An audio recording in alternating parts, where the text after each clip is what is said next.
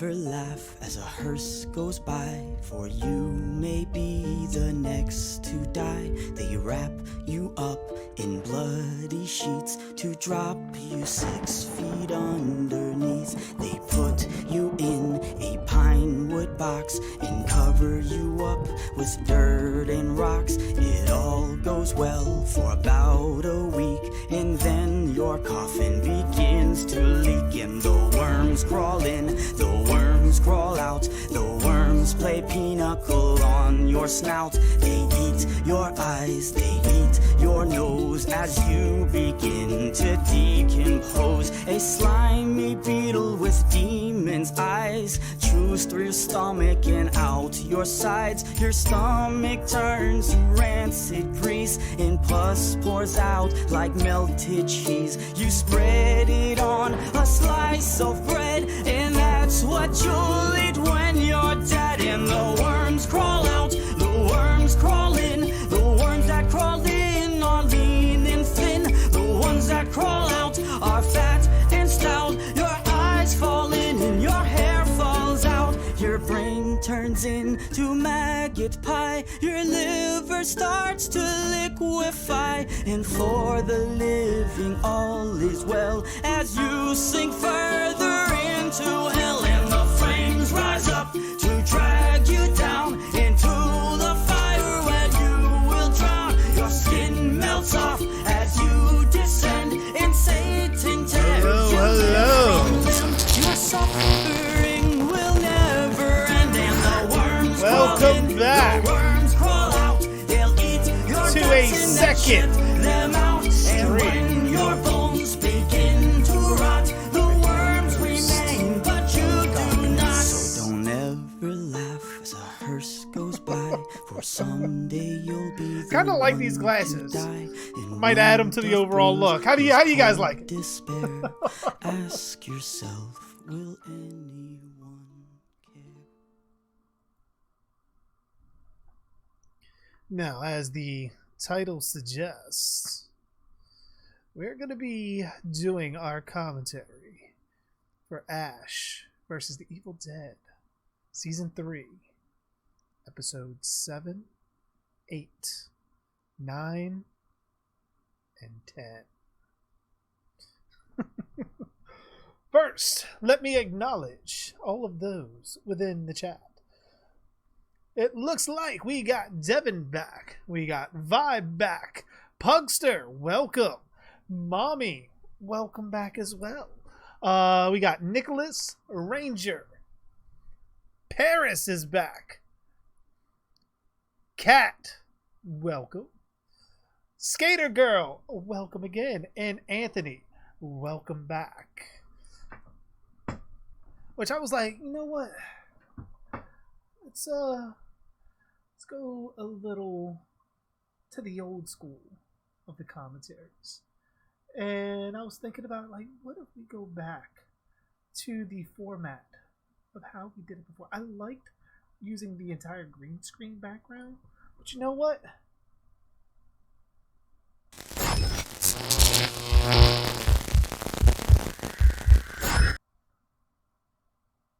I done brought the channel back. I brought the channel back with the poster. Right over here. I like it. Give me some dabs in the chat if you enjoy this channel. Or, I don't know, give me a smiley face if you like it with just the green screen alone.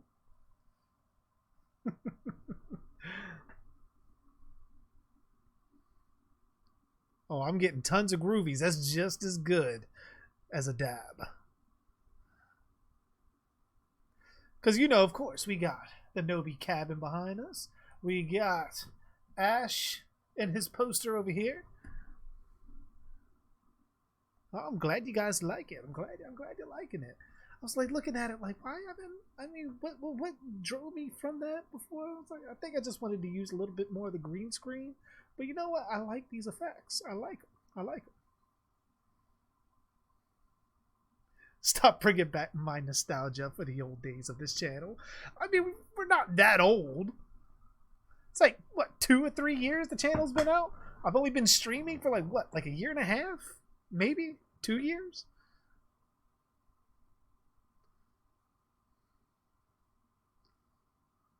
Oh, yes. I have to pull up those pictures. Which, Paris, instead of me looking for them, send them over to my messenger.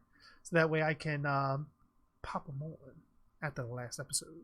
I wonder why these glasses kind of make me like, hey, how you doing? I'm gonna watch some Ash versus Evil Dead. You know, we can sit around, pop some popcorn, buff out the boomstick, and clean the chainsaw. If you know what I mean.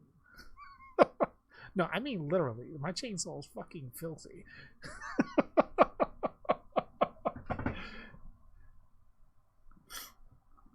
Oh, man.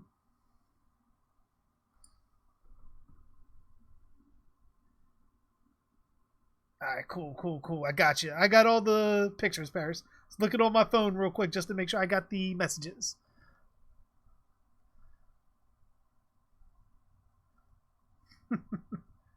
JG's chop top sunglasses.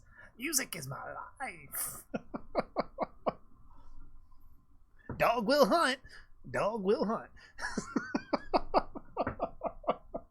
Fucking, wasn't it James off Dead Meat that did that? Like, I have that stuck in my head. But alright, we're going to give a couple more minutes. Let the messages get out. Let people from the chat pour in. And then we will begin. For those of you new to the commentaries, the way this will work is I have my copy of Ash vs. Evil Dead, episode 7, 8, 9, and 10 at the ready. I will give a countdown, assuming that you have your copy ready as well, which I believe it is on Netflix. So make sure to check that out. If you have Netflix, feel free to jump over, hop on the episodes, and so forth. Once I give down the countdown, I give the countdown, we get down to 0, I'll say play. I'll hit play. You'll hit play. We should be able to watch the movie together in a synced kind of fashion. So if I make mention of something happening on screen, it should also happen, give or take, a millisecond here or there on your screen as well.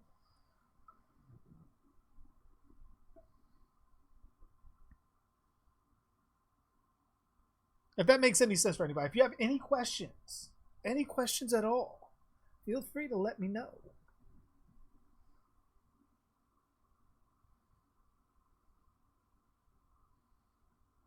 Just like look at my OBS and I see the eyes and the glasses, like, yes. Ash. This is episode 7. Yes, it is going to be episode 7. The last episode we left off with was episode 6.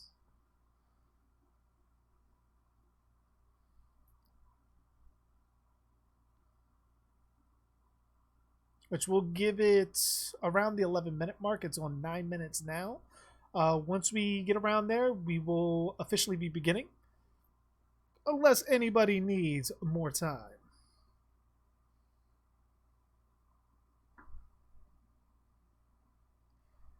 Anybody need more time? Hmm?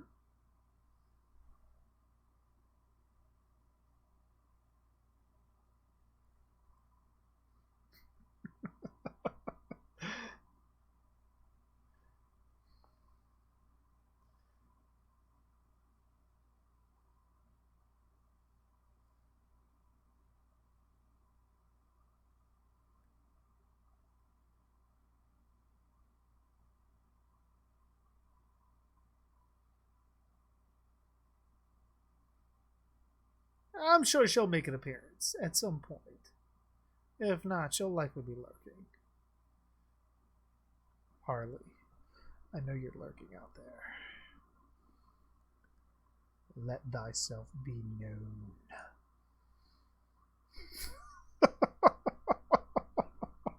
I gotta stop with these glasses. These glasses, I'm just like looking at the eyes and just trying to match the expressions with my mouth. It's too much. I probably should play a round or two at one point in time this week of Dead by Daylight with these glasses on, just for reasons.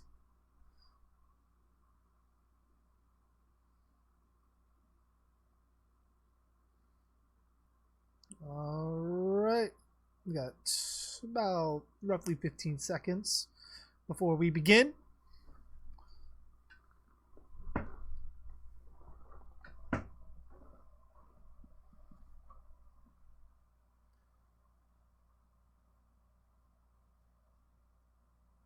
I'm shutting you down.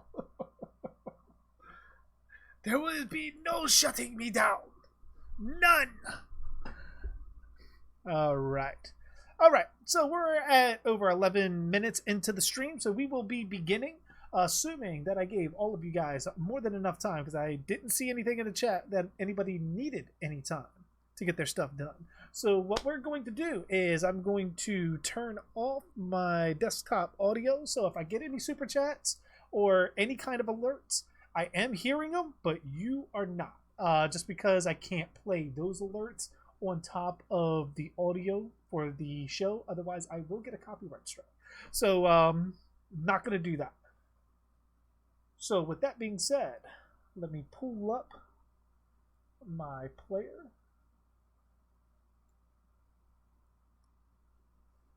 And if you happen to be just joining late and popping in,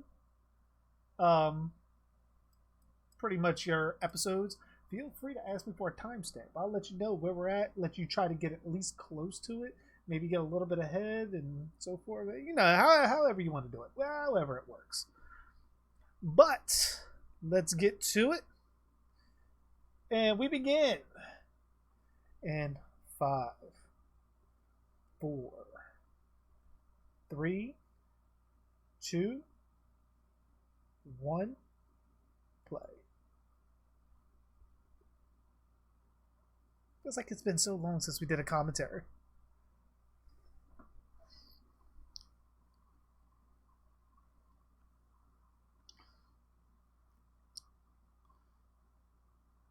Why they didn't get Don Shanks back for Halloween 2018? Because they didn't want him. It didn't fit who they wanted for the movie. And they already got Nick Castle back. It'd be the only real Michael, original Michael that you would really need. And we going to watch season 4 whenever it gets made.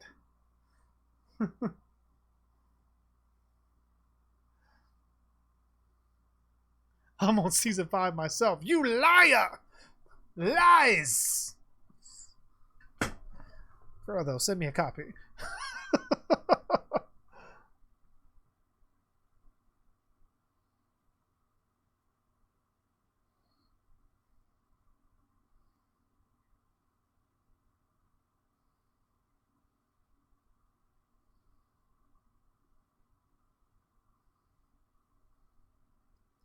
It's hard to believe not only is this the last AVED stream, but next week I finally finished the webbing harness once and for all after literally discovering every single tiny detail. It is good timing though, isn't it?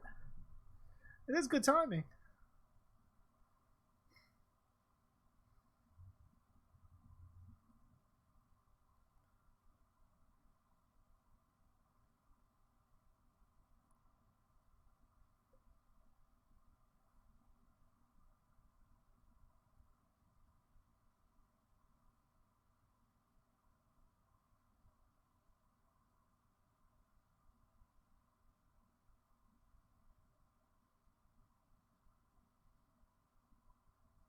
That's right. The last episode we left with Kelly being possessed.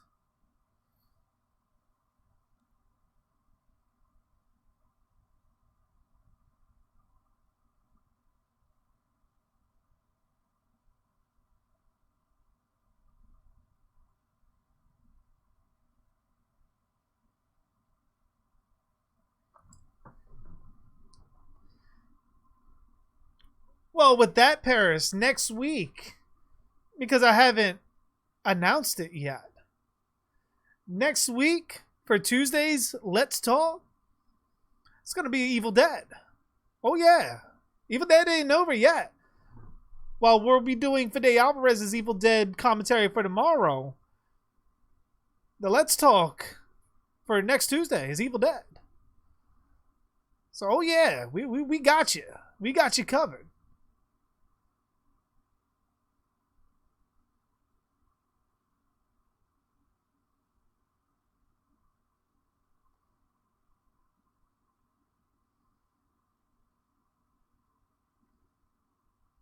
Fucking break the mirror just by looking at it. That's not any demonic power. That's just Bruce's face. Oh yeah, Tuesday. Evil Dead Talk.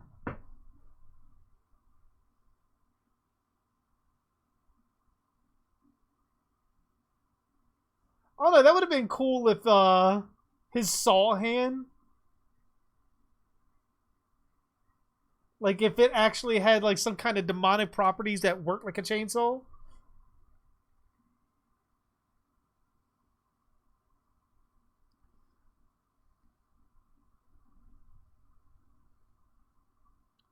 Can use a speaker like Jar Jar Binks for these sentences. It's about as good as my impression goes.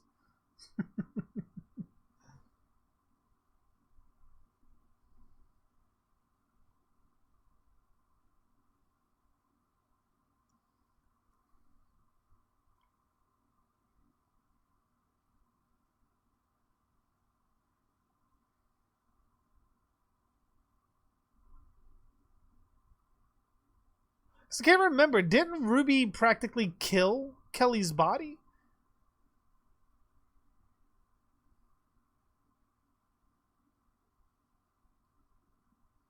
Yeah. Ended up killing her with the dagger. So I'm wondering if that's the case, and within that realm, if you can pull the soul out and the body is still to a degree intact, like a deadite is actually taking control after killing the host, would that soul be able to come back and fight against the deadite? Is that a possibility? Or let's say the deadite gets expelled from the body, but granted, maybe that's why bodily dismemberment is needed. Could be interesting. Or is Kelly's body a special circumstance given that the body itself is not controlled by a deadite?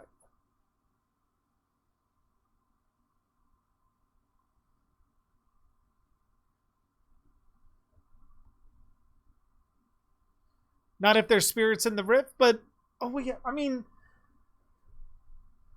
if they were able to get their spirits out of the rift, I mean. Because I mean, I do remember Kelly does come back, right? I mean, we'll end up seeing here shortly anyways.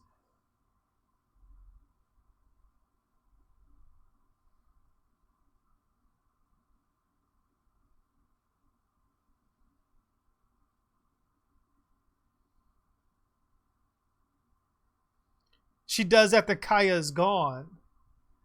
I mean, is that reason why she gets out?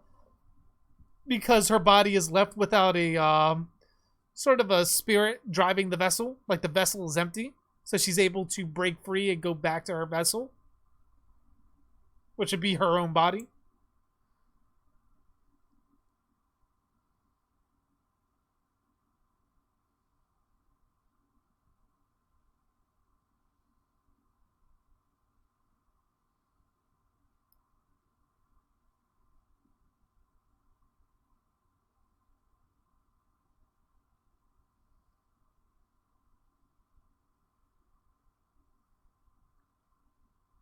Oh, no worries, Ty. No worries.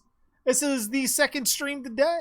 We were actually wondering where you were at. And judging by that answer,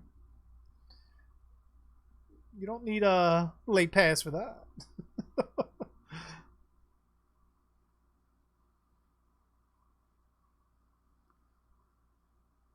Oh, okay. Because I was thinking, like, you know how fucked up it would be if, like, Deadite possession being what it is, if you could actually exorcise the demon, and if the spirit of the original host was actually trapped in that rift, that you could bring them back in some kind of way. It's like,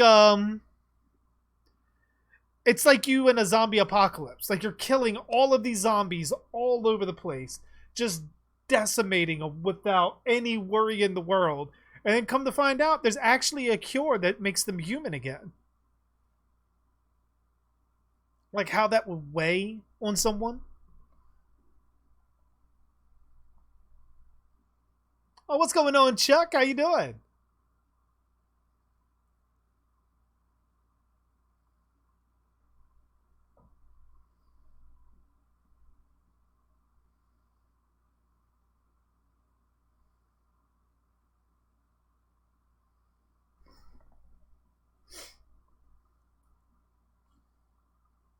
Give a moment of silence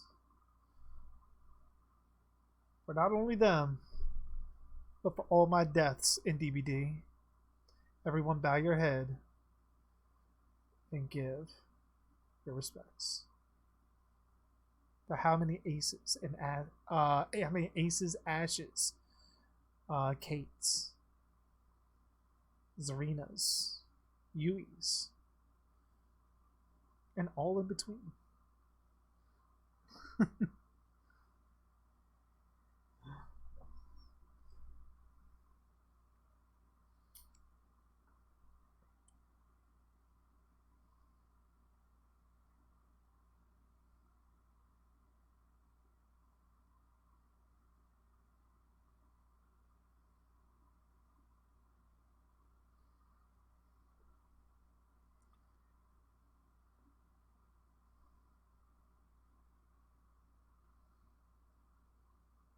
You don't like the sunglasses?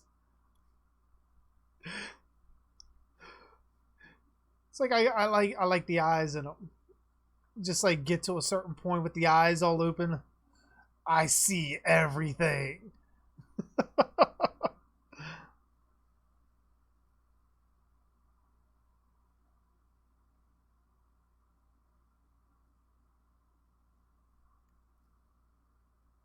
Sunglasses off.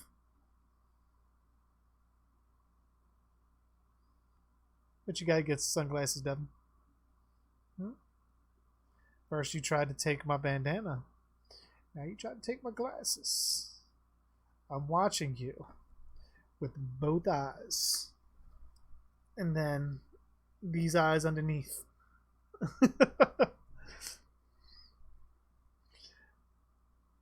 Reminds me of the Will Smith movie Wild Wild West. I don't like that movie. I don't like that movie either.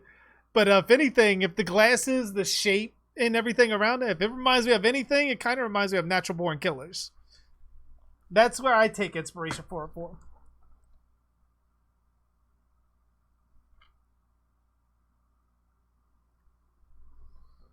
Hey, what's going on, Ansley? Welcome back to stream number 2 of the day.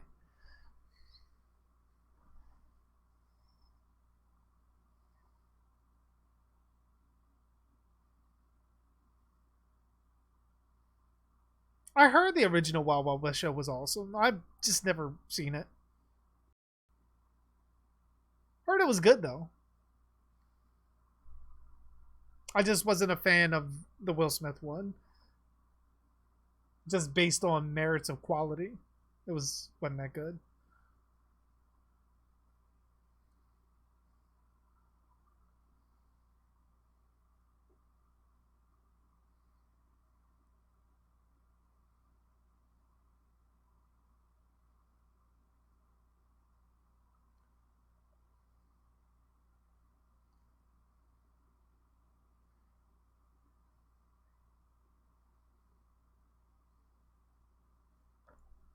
It's like Ash is just like so badly the victim of bad timing.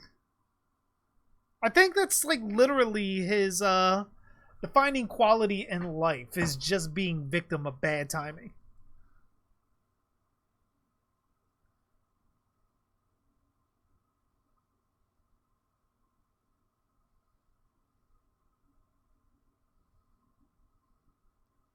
Oh, see, Ty, I wouldn't know anything about that.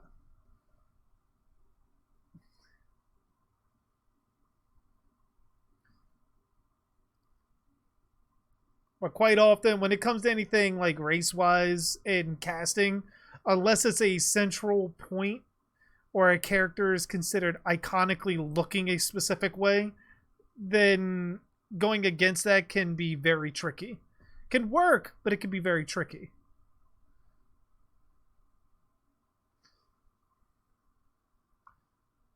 What am I wearing? I'm wearing my usual getup. What are you talking about, Machete?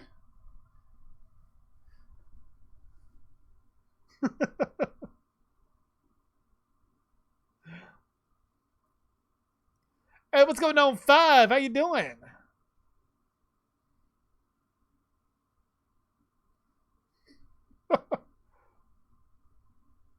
Well, you do you, Five. You do you.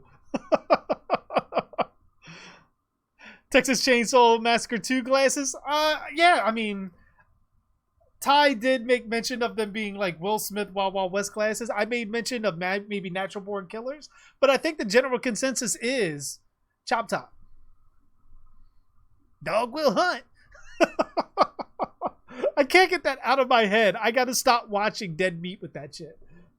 Dog will hunt. Dog will hunt.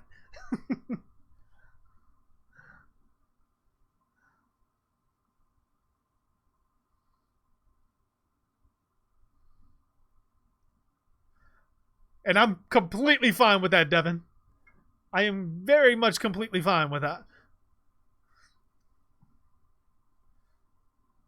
Gotta get like the buffest guy that you can. Because you know, accuracy.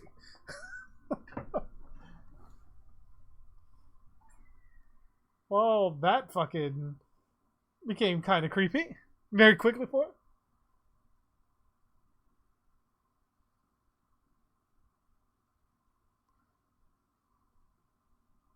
What episode am I on? I am on episode 7, currently about 15 minutes and 15 seconds in.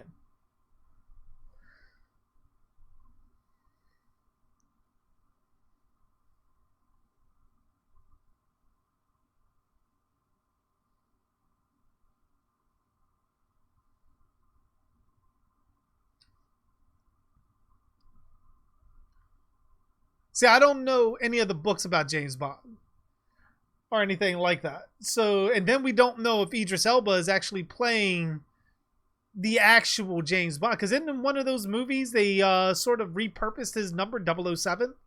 So it could just be a 007 name. The 007 moniker could be going to Idris Elba playing a different 007. That, or it could ultimately end up being a reboot with Idris Elba sort of heading that way. But I'm also not as invested with James Bond. So I don't, in all intents and purposes, don't particularly care which way they end up going. If I watch a James Bond movie, as long as it's good, I'll end up watching it. But I can understand how people would be that invested and get mad.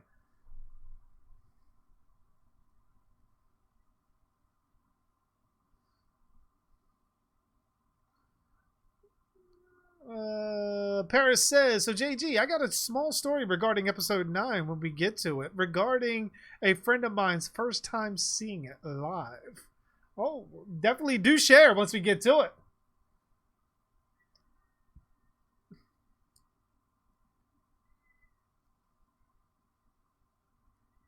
It's like surprising that they never gave us the evil Ash from Evil Dead 2.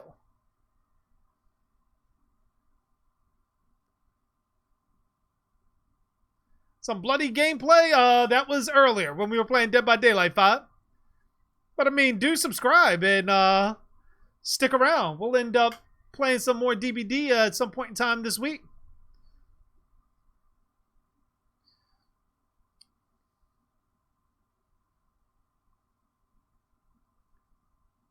Do I only play Ash on DBD? I play multiple characters. My whole goal on DBD right now is leveling everybody up to 50. So I will play multiple characters.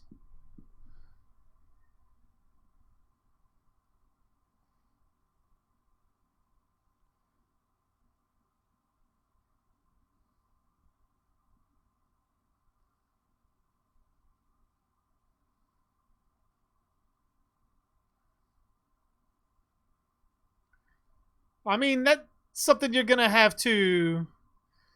I mean, we don't know how long Idris Elba is actually going to play the role. I mean, given it is definite that he got it, or are they still casting him?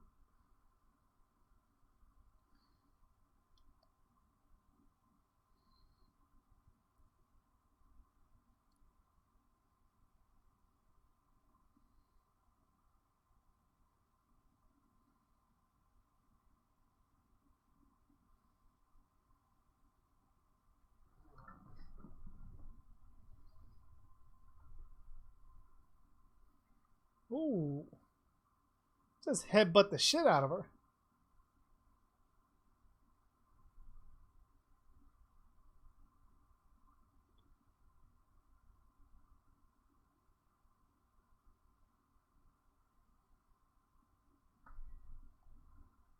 Because, I mean, what was Kaya exactly? I forget. Was she just like a human that helped bind the Dark Ones? Wasn't that the story behind her?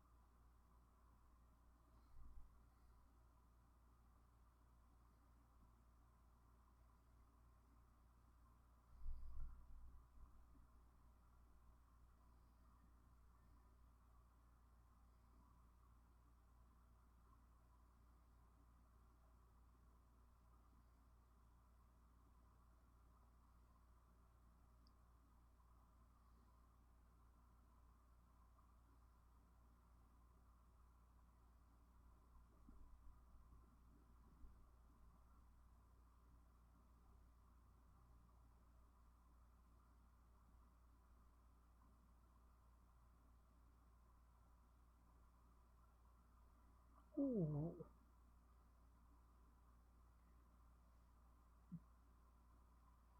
Well, we see why Kaya uses knives. She sucks at shooting. Music is my life. What's going on, Boss Chef? How you doing? Welcome back. Shit.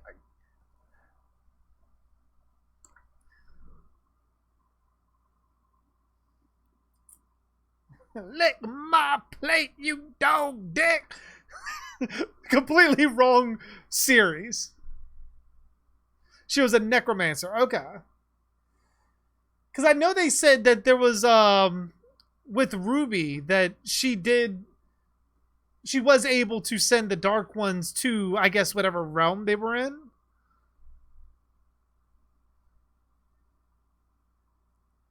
I thought Kaya, well, yeah, I guess Kaya did help with that.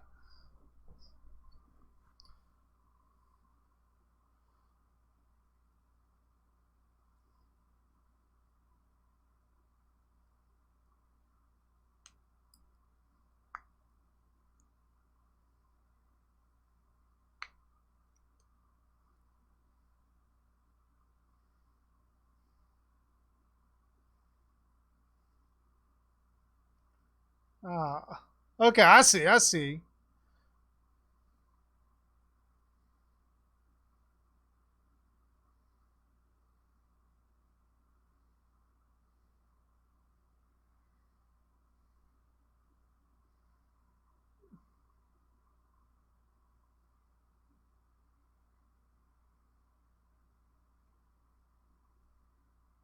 So, I mean, when Ruby became pregnant with Evil Ash here, I mean, I'm guessing he's his own entity and he's just wearing sort of a meat suit that looks similar to Ash. And he's not sort of a demonic clone. Because I would figure he would have all the memories and so forth like that.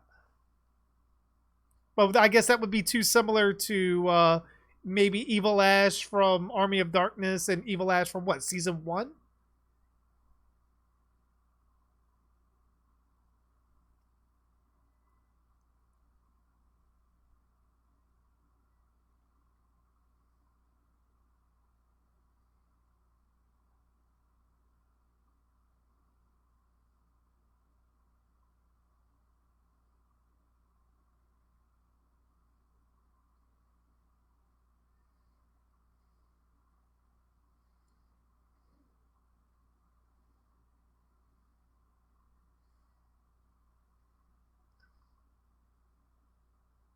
So you entered a horror anthology competition for you to already wrote the script and everything. I'm planning on to shoot it.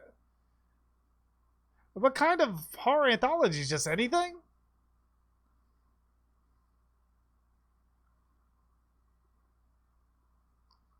I'm bad, Ash. And you're good, Ash. You're goody little two shoes, Ash. I love that from Army of Darkness. Goody little two shoes, goody little two shoes.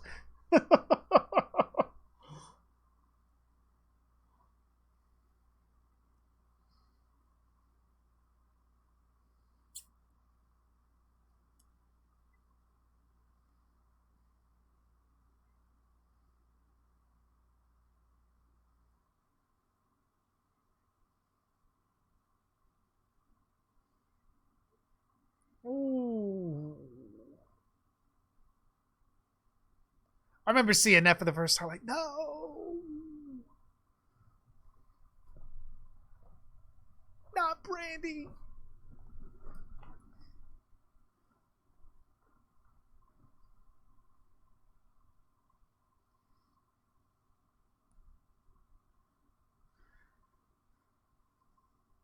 So I would have loved Ash to freak out here and turn into like Deadite Ash from Evil Dead 2. Like sort of like how he did what? The video game Regeneration?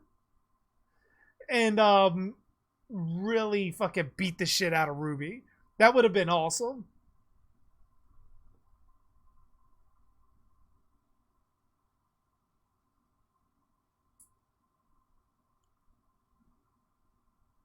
So the dagger was able to send her to that realm too. So if we extrapolate all the knowledge that we know now, if we take all the knowledge from that, what about when the Deadite like Linda and Shelly in Evil Dead 1 got stabbed by the let me pause that since that's the end of the episode.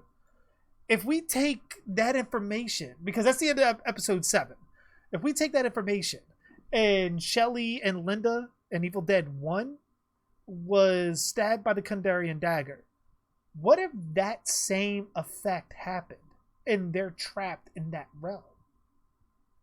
And what if the dagger was because that goes back to the theory before, if you guys remember, the white fluid that's pouring out of their mouth and out of their wounds and everything.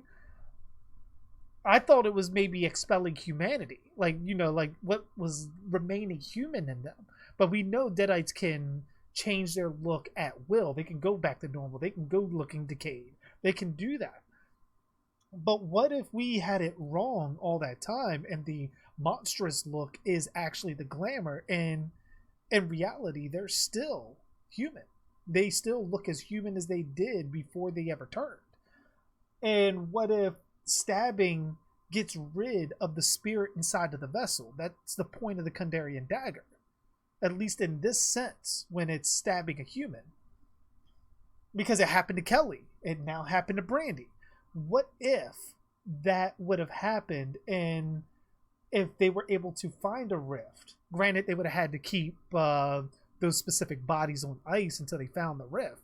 But what if Shelly and Linda's souls would have been trapped in that rift and they were able to bring them back all that time? What if Ash would have had to go into the rift and actually see Linda from part 1? Like, she survived in the rift all that time. That would have been a pretty cool turnabout and some definite additions to the lore overall. You say, I don't think there would have been enough time for it, considering the narrative they were trying to tell. Very true, very true.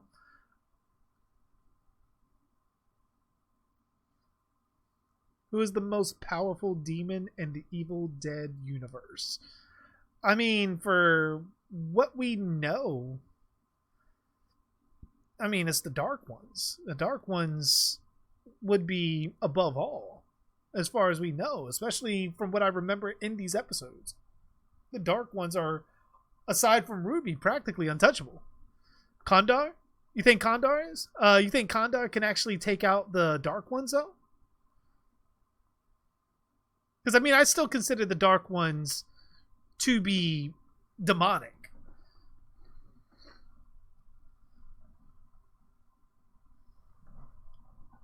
Okay, Dark Ones first, then Kandar the Destroyer. Gotcha. Because, I mean, I can see if Kandar was, like, maybe a god that they worship, that they resurrected, maybe from his slumber or some shit like that. I could see that then. Because, I mean, when you're calling on a god to lay waste to things, it's essentially you're calling a monster that you can't control. And essentially you're running to your own realm because that monster's not coming there. But from what we see of the Dark Ones in this series, especially once we get to the later episodes, they just seem untouchable. But alright, let us jump to the next episode. I think Kandar was more of an ultimate weapon rather than a god. That's what I meant. Like, it pretty much, if he was a god, then I can see him being more powerful than the Dark Ones, just for that reason. But as an ultimate weapon, where the Dark Ones, if I put the Dark Ones over Kandar, I definitely put Kandar as an ultimate weapon. Absolutely. But alright, let's begin the next episode. We are going to episode 8. And that begins in 5, 4, 3, 2, 1, play.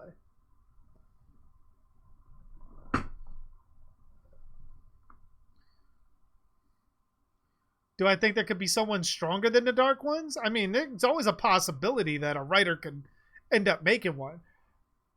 What really is tricky is making sense of it.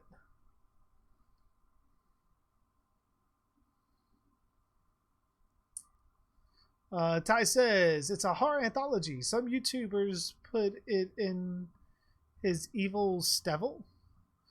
It's my version of the War of the Worlds, and what I'm doing, it's in the public domain. Gotcha.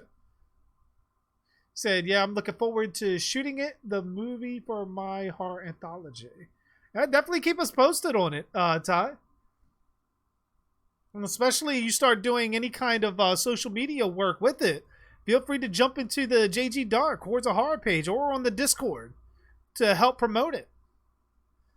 Because especially anything fan film wise, even public domain ones, it definitely helps to get word of mouth out about it.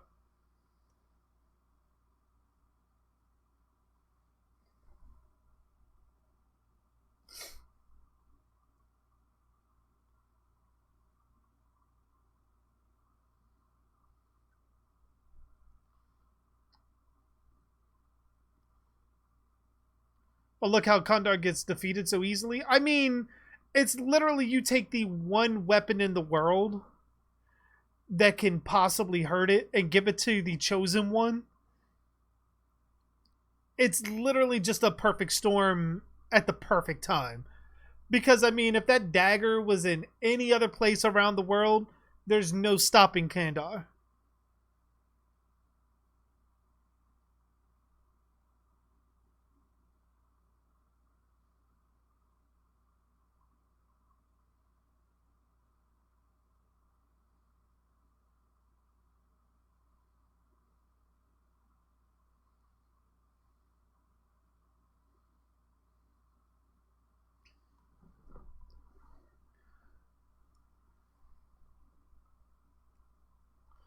I think with that, Paris, is you have Ash that's been dealing with demons for 30 plus years. The knowledge of the cabin, going back in time, and all of that for over 30 years. So he's able to get his mind wrapped around it. But if you look at specific things like Kelly, and except Pablo was on Ash's side the entire time. But look at Kelly, how she reacted to Ash for a good portion, like, and even Amanda in season 1, there was a good portion of when they still believed Ash was a murderer to some degree. Now you're talking about an entire town going through mass hysteria, trying to wrap their mind around supernatural demons, fucking evil doppelgangers, and all kinds of shit. And ultimately, they don't know what to trust. So they're lashing out at the first possible thing that they can. So when someone tells them that Ash killed all these kids, their first inclination is like, okay, yeah, we believe it. Maybe he thought they were demons and he killed them and they weren't.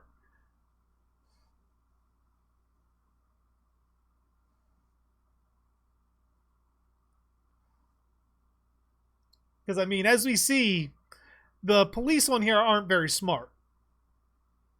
People in general, even in reality, aren't in big groups aren't very smart. Especially when it comes to hysteria.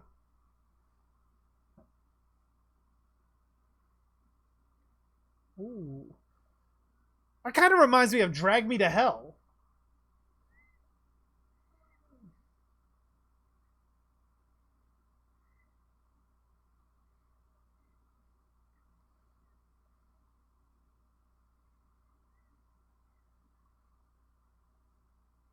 Now, question is, what do they do with their victims after they drag them down?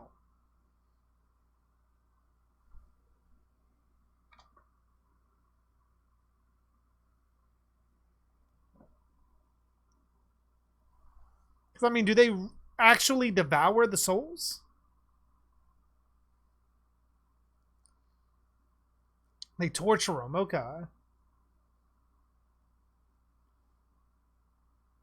So I thought maybe they devour the souls in, like, sort of using the souls as a sort of like a food source, so to speak. So once the souls are completely gone, they're dissipated. Like, the spirit no longer exists. There is no way to bring anybody back. Sort of like their entire soul is burned out of existence.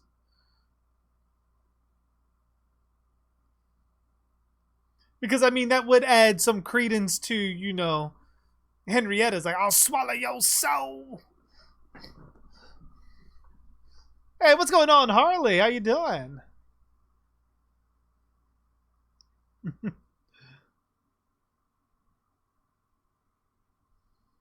Yeah, the usual depiction is just endless torture. But that also brings up the whole Hellraiser thing. Because, I mean, when you're tortured constantly, eventually you are going to adapt to that. The escalation of torture, depending, at least as we know it in the human realm, it's like if someone is stabbing you constantly with needles, and the first couple of times you're gonna be like, oh god, it hurts so bad, oh my god, I can't deal with it. Eventually you do begin to adapt, and in some cases for people it will start to feel good. Like, that's the whole thing with Pinhead. With someone like Pinhead, he, like, when you look at Hellraiser 2, where he's getting the grid cut into his head, he's screaming at first, but I would imagine something that feels like it takes eternity, like he starts smiling and almost turns it into an enjoyable experience, even when the nails are going in.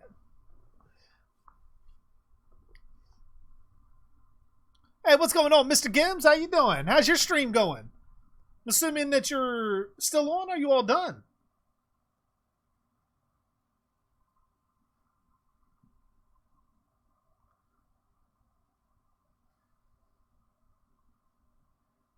Yeah, but, like, that's my thing. Like, eternal torture is one thing, but to me, what would probably scare me more about this particular situation is if I get caught and my spirit is burned to non-existence. Like, there's nothing left. There's no afterlife. There's nothing. That's what would kind of get me at this point. Because eternal torture, there's always something that you can write in there, like, hey, well, maybe they can come through the rift, they can go to this dimension using the Necronomicon, save someone from eternal torture, bring them back, and somehow they're back into their body and so forth. But if you burn away their soul completely, there's no coming back from that.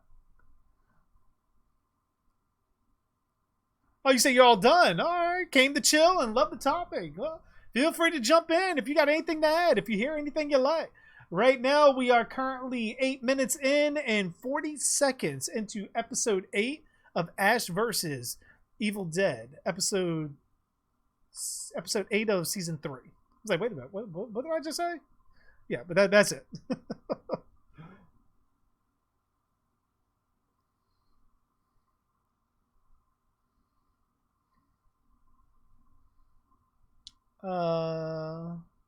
Harley says, is that why you asked me to come on the stream so you can ask if I could take you to Burger King? He's very persistent on those Whoppers.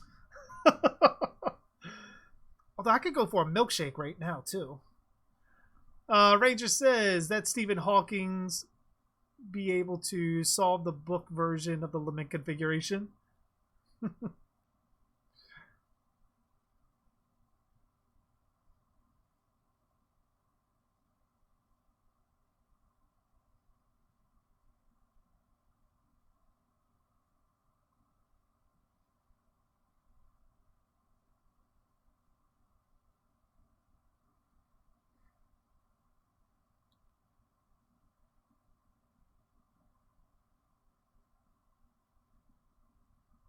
Corvo Especial.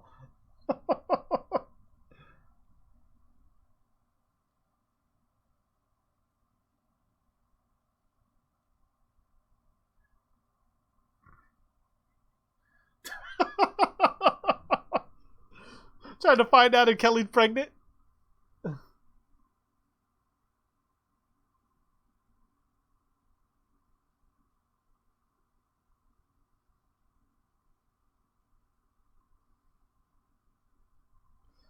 We get more hatchets.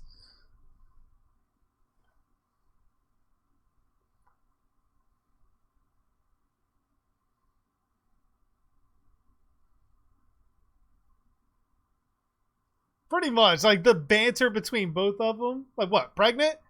Did you? You dog.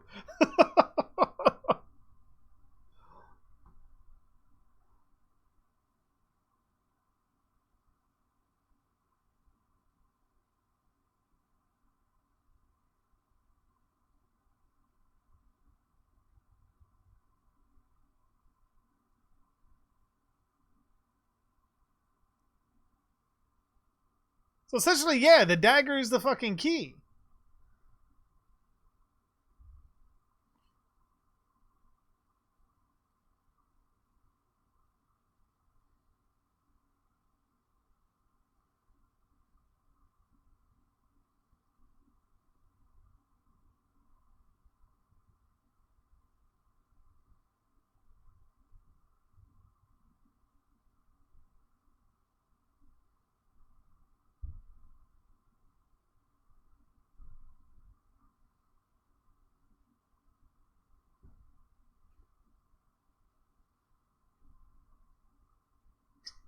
I bet Paris. Because some of the shit they say to each other, there'd be no possible way I could do with a straight face. Which you wonder at certain points if they were just doing it on purpose to see if they could get the other one to crack.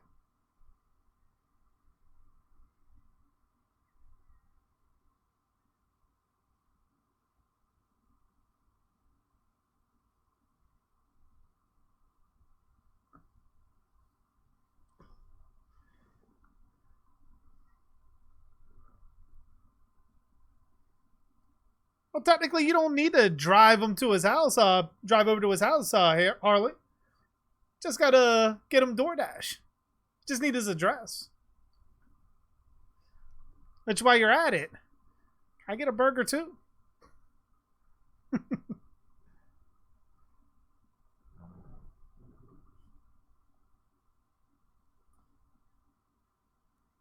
Oh no, with the other realm, am I the only one getting kind of upside down vibes from like Stranger Things?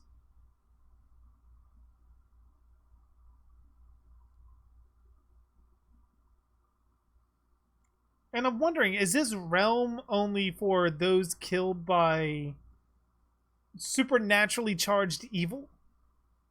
Or is this for all of the dead?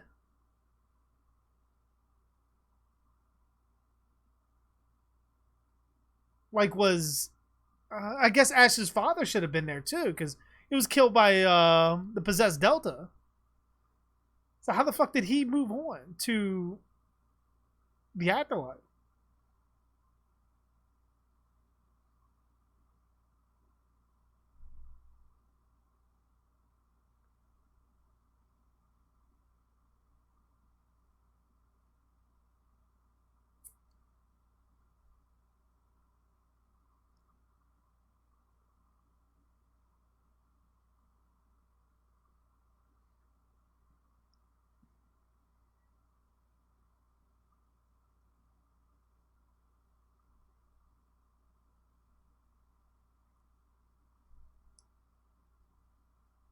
Although this whole interaction, Paris, does make me think more about my whole, like, how Deadites operate theory. It kind of doesn't fully validate it to me, but definitely leads me down that avenue.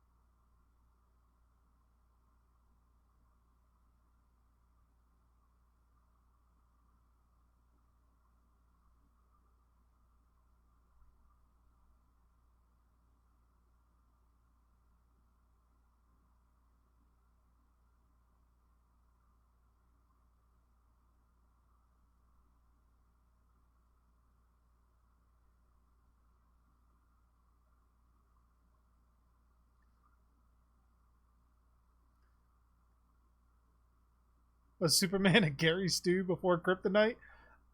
You can say that. I mean, most superheroes were, though.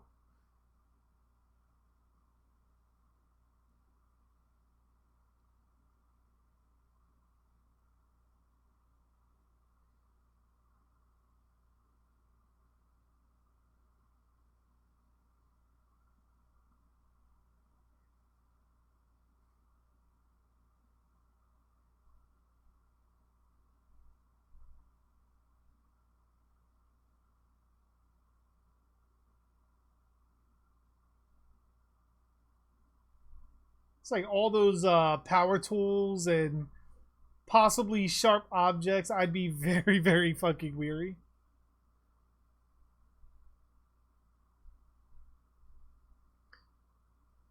And I think, in regards to Star Wars, Rey's storyline is over.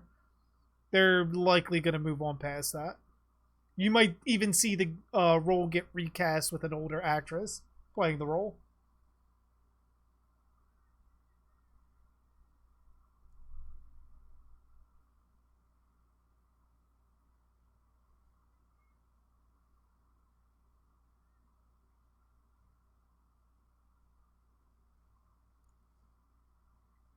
Oh.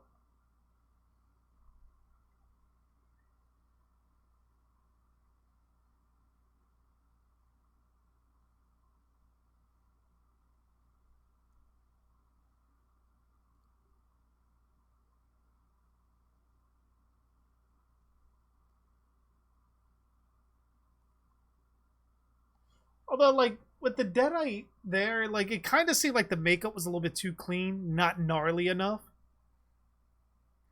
It almost reminded me of a vampire from Buffy the Vampire Slayer, just with the way the brow is.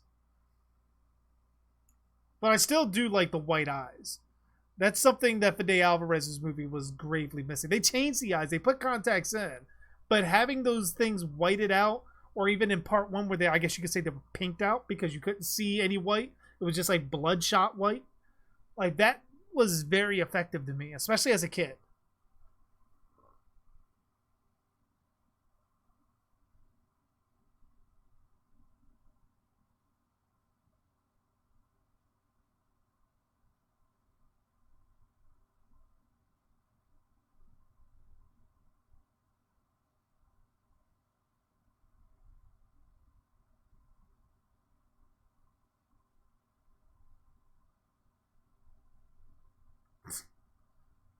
Fucking killed the Delta.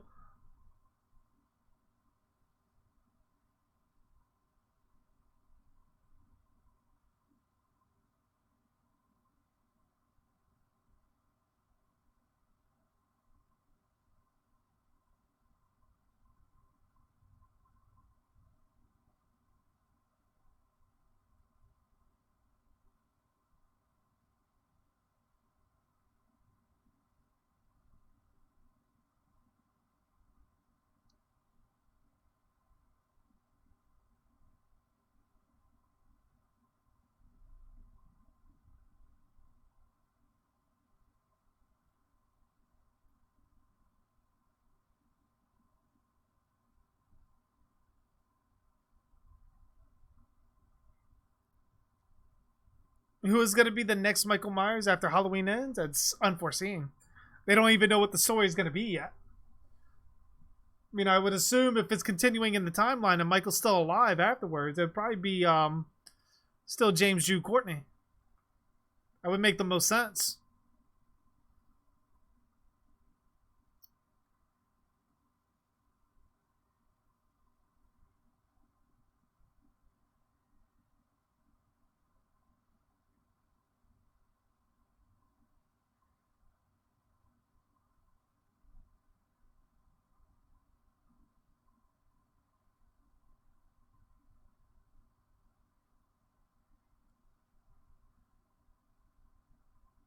I mean, how the fuck would you expect a car in a whole different dimension to just like fucking work?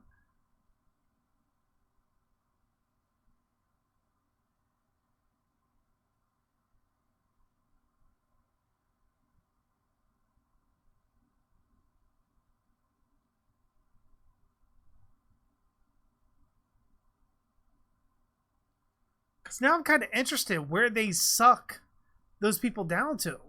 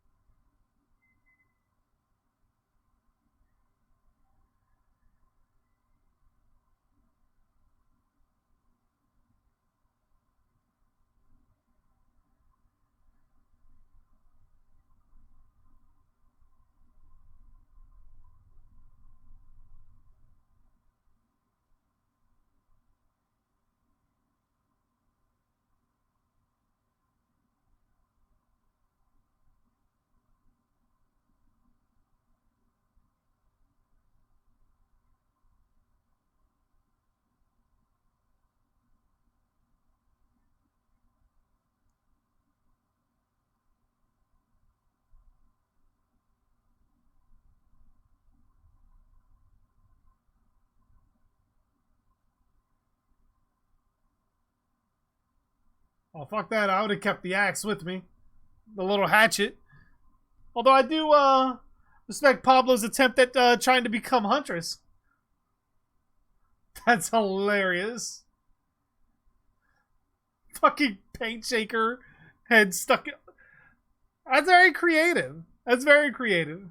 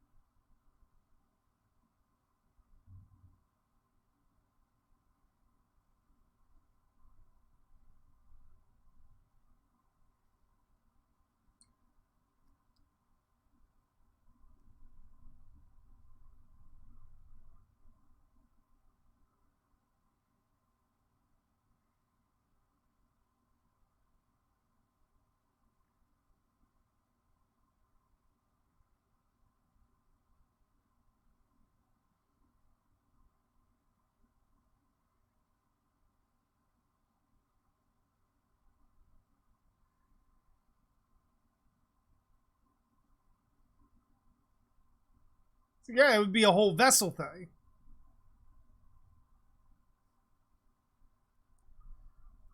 So Friday the 13th, part 13, needs to be an epic. It needs to make the PC Halloween 2018 and Halloween Kills and Halloween Ends look like horror movie for babies. I mean, the thing is with Halloween 2018, like I've said ad nauseum on his channel, it does recapture the old days of slasher movies. Does it have some political correct scenes? Very few, really, in regards to movies past. I mean, if you really dissect a ton of old slasher movies, male characters act very similar in all of them. Like, Halloween 2018's male characters don't act really any differently. The only thing that I really didn't like is Laurie sneaking up behind Michael with the whole Happy Halloween, Michael, and stabbing him from the darkness. That's the only part I didn't like. That was cringy. But everything else, I don't really see, especially after seeing Black Christmas, the last one. You haven't seen political correctness until you've seen Black Christmas. Believe me.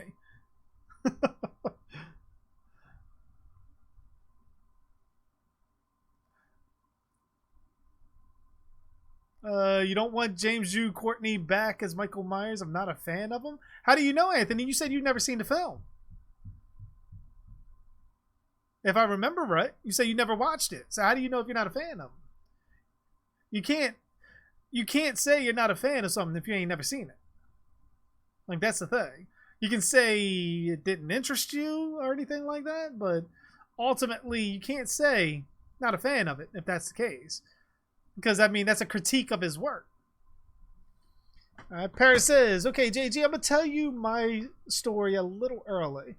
So it was 12 a.m. and if you had the Stars app, you got the new episode early. Me and my bud Gary were on the couch with everyone in the house asleep. We got to the scene where Ruby grabbed the saw and immediately felt my heart sank. When she crushed it in her hands, both of them just screamed, "You fucking bitch," in literal perfect harmony. Needless to say, we scared the shit out of everyone asleep. That's hilarious. Which I forgot all about that scene too.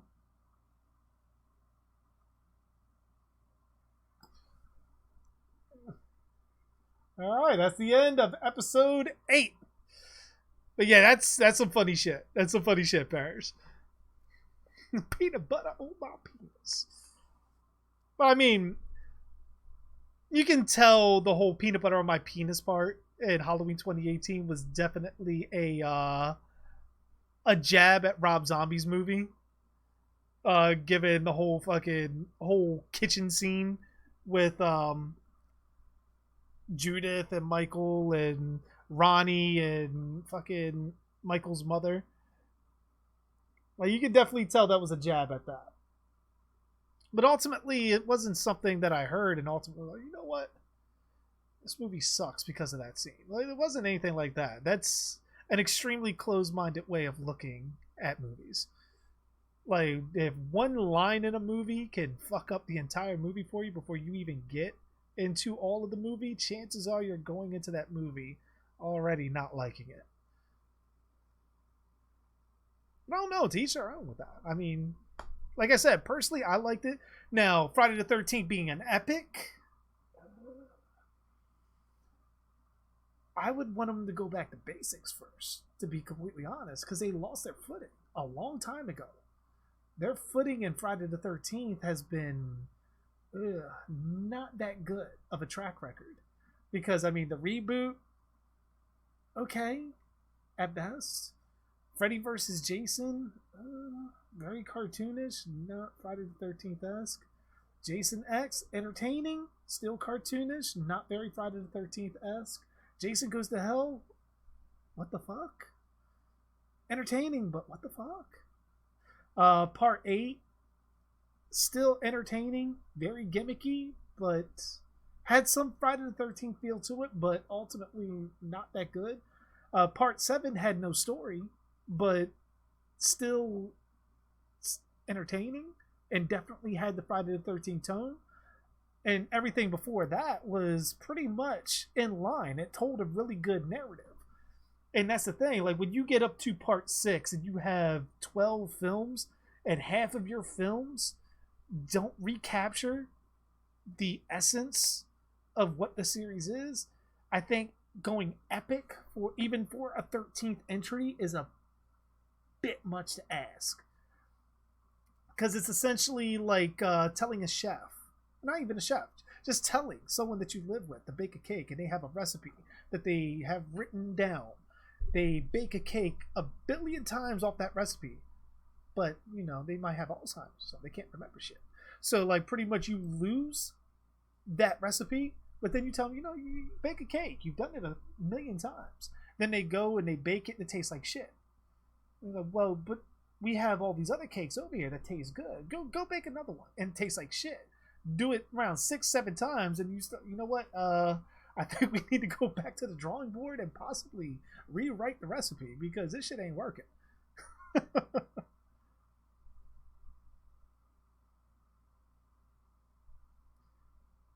I mean, before we get into more Evil Dead, and welcome Pugster. How is he not a man? Because he said I have peanut butter on my penis? Are we negating the fact that before Michael reaches the house and he sees the cop car coming and stopping, he's the one that goes outside checking it out, knowing that Michael Myers is on the loose and some strange shit going on? Granted, he freaks out when he sees the cop's body because anybody would. But I don't necessarily get that. I don't know what you were expecting from his character. Like if you were expecting him to go full on Ash Williams, and not all fathers are like that. I mean, everyone's cut differently. And to me personally, I know some people that are like him. That doesn't mean anything against their manhood or anything like that. That's not a smite against them. It's just personality. Like, especially in the whole thing when he's heard about Michael Myers his entire life, and it's just like eye rolling for most of his life, and then this comes about. It's a lot of information to disseminate.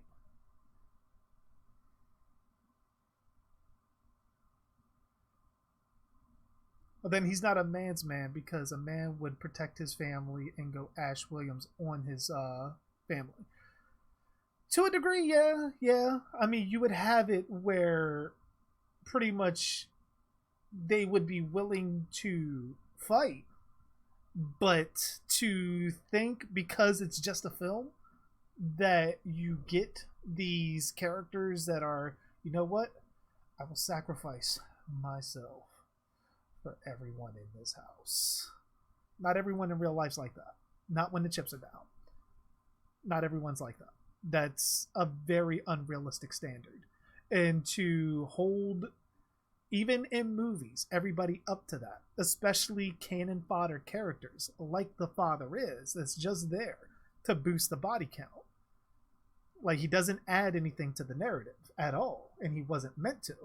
Same thing with Allison's friend that gets killed on the fence. He wasn't there to push a narrative at all. He was just there as part of a body count and a pretty cool scene that John Carpenter composed. Now, the thing is, I think you're looking, and it's just opinion, just my opinion, you're looking a little bit too hard at the father figure and a little bit not enough at the overall narrative. Because, I mean, his thing was, ultimately, if you look at his character, he doesn't really take anything that seriously. His character throughout the film didn't take anything seriously. So when you take someone that doesn't take anything that seriously, that could be a personality trait. And when you're put into a position, when you have a psychotic killer chasing your family, you're in that sort of gray area. Like, you want to be you, but at the same time, you're also afraid, but you also need to help defend things. And all of that culminates together into a specific personality cluster, so to speak. Now, it's easy for any of us to say up here in that situation, like, I would have did this, I would have did that, I would have grabbed the machete, I would have fucking went after Michael Myers, I would have shot his fucking head off, he would have never choked me out like that. And given, you may have had the opportunity to do that, but in a situation with a killer like Michael Myers, in that particular situation, easier said than done. But again, that's my opinion on it. Like, I mean, the whole thing is, like, the father plays such a minuscule part in that movie that it really doesn't affect much for me. Maybe it affected a ton for you, and that's okay. That is, again, your opinion, my opinion, all that. We know I like the movie. I know you don't. Like, I mean, that's kind of the subjective nature of film. And there's nothing wrong with that. There's nothing wrong with that. I'm not here to convince you, as you're not here to convince me. It's just voicing opinions, which is perfectly fine. But overall, like, I think with the way I look at it was, I looked at it in regards to old 80s slasher movies. And it was such a throwback to those films that I absolutely enjoyed it just because of that. Considering the overproduced CW-esque movies that we have gotten pretty much before and even after that. Now, what they shot themselves in the foot with after that, because they ruined all of their goodwill with Black Christmas, and then gained a little bit of goodwill back with The Hunt. Like, I did like The Hunt. The Hunt was very good. But yeah, it definitely showed that, oh, hey, what's going on, typical sad clown? How you doing? I saw you were streaming. Was going to say hi, but then I jumped on and started watching some shows with the chat.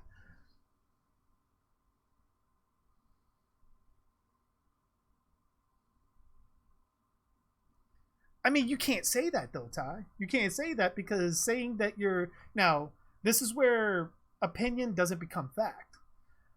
You say your script is blueprint, and your blueprint for 2018 failed. So, therefore, your building collapsed. Where did it collapse at? Financially? No. Narratively? No. It told the story that it wanted to tell. 40 years later, Michael Myers breaks out of Smith's Grove, goes on killing spree. Ends up eventually meeting fucking Laurie Strode again and her family. Laurie barely survives getting out. And now we're going into chapter, what will be now 3, since 78 will be chapter 1. This will be, that was chapter 2. We have chapter 3 and chapter 4 coming. I don't see exactly where the building collapses at, as far as a narrative. Like, I'm not exactly seeing the cracks in that foundation. At least not yet. Maybe once we get the Halloween Kills and Halloween Ends, maybe. But I don't see it in 2018. Is 2018 a bit overrated in terms as universally looked? Yeah, absolutely. Any new movie that has that kind of overall appreciation for it, as far as like critically, financially, and everything, it's going to gain hype, and then it's going to go from there and be overblown. Like, oh my god, it's the best slasher movie in the last 30 years. No. Is it good? Yeah. Is it, I mean, as far as opinion goes, for me, yeah, it's good. But the big question is, the narrative, does it match up to the narrative they're trying to tell with 1978? Yes, it does. Now, what happens going forward, especially with these flashbacks going into Halloween Kills, that will be very telling in how everyone's going to react to Halloween Ends. So the jury's still out on those two. But as far as Halloween 2018 goes, it's a much worthy sequel. And as I've even said, I find it even better than part 1. To be honest, I found part 1 to be very slow and boring for a slasher movie. But then again, I grew up with Friday the 13th films that were very, very fast paced. Let me see here. Paris says, explain why they made it could you explain why they made it a reboot? How in the hell you gonna explain a cult using Michael's rape of Jamie to sacrifice a child to the gods, only for it to be scrapped for H2O, only for it to be turned into resurrection? It's ultimately because they had no idea what to do with Michael. After part 6 and Donald Pleasance died, they had no idea what to do with Michael Myers at all. Because, I mean, the story ran its course. Because now you kind of wrote yourself into a ditch, because now you're looking, okay, so after Halloween 6, do we have Michael chase the baby? And how long do we have Michael chase this baby for? And it would be ridiculous, because then you have years and years and years of this baby growing up and Michael failing. And how many times can Michael fail as this baby grows up before it becomes so far into the realm of ridiculousness that Michael loses any kind of terror that he instills? That's the thing. So they tried to do it with H2O. They wanted to do H2O as a reboot to Halloween 1 and 2, erasing everything else and making it a new Halloween 3 to try to take Michael back to his roots on it. While they were able to do it as far as body shape, Michael still wasn't scary in that to me at all. It looked more like a Scream movie to me. And then after they fucking blew their load at the end of H2O, H2O should have been it. Then they should have rebooted it, possibly with Halloween 2018 after that, to do a different timeline and tell a different narrative with Michael. Because H2O should have stayed dead when Michael Myers got decapitated. Resurrection was not needed at all. But they did. So then they tell Resurrection. Resurrection is clearly a movie that has no story at all. There's literally no reason for that movie to happen. People come to Michael Myers' house on Halloween. It's no story. There's no narrative being pushed. It's just people trespassing on Michael Myers' property. You are officially still trying to make him more like Jason. People trespassing into his territory, and he kills them because of it. And then we go to Rob Zombie's movies, where after we get to H2, it becomes the whole mother narrative, trying to make him more like Jason again. And then once they looked at all of that as a whole, they're like, well, what if we get rid of everything after part 1 and bring Michael back to that era of mystery that he had at part 1? Like, nobody knows why he's doing anything that he's doing. They even make mention that he can talk, but he chooses not to. And like so forth like that. Let me read back a little bit.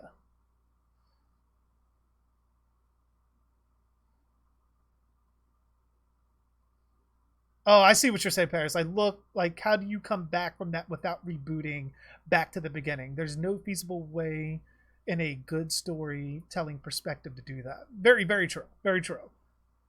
Like, sure, you could do it by H4, but they strictly state they wanted to go back to the original intent of the character. Again, a white shark going after people with no real motivation. It's essentially like he's just reacting. There's no motive. And essentially, that's what 2018 did. I completely agree.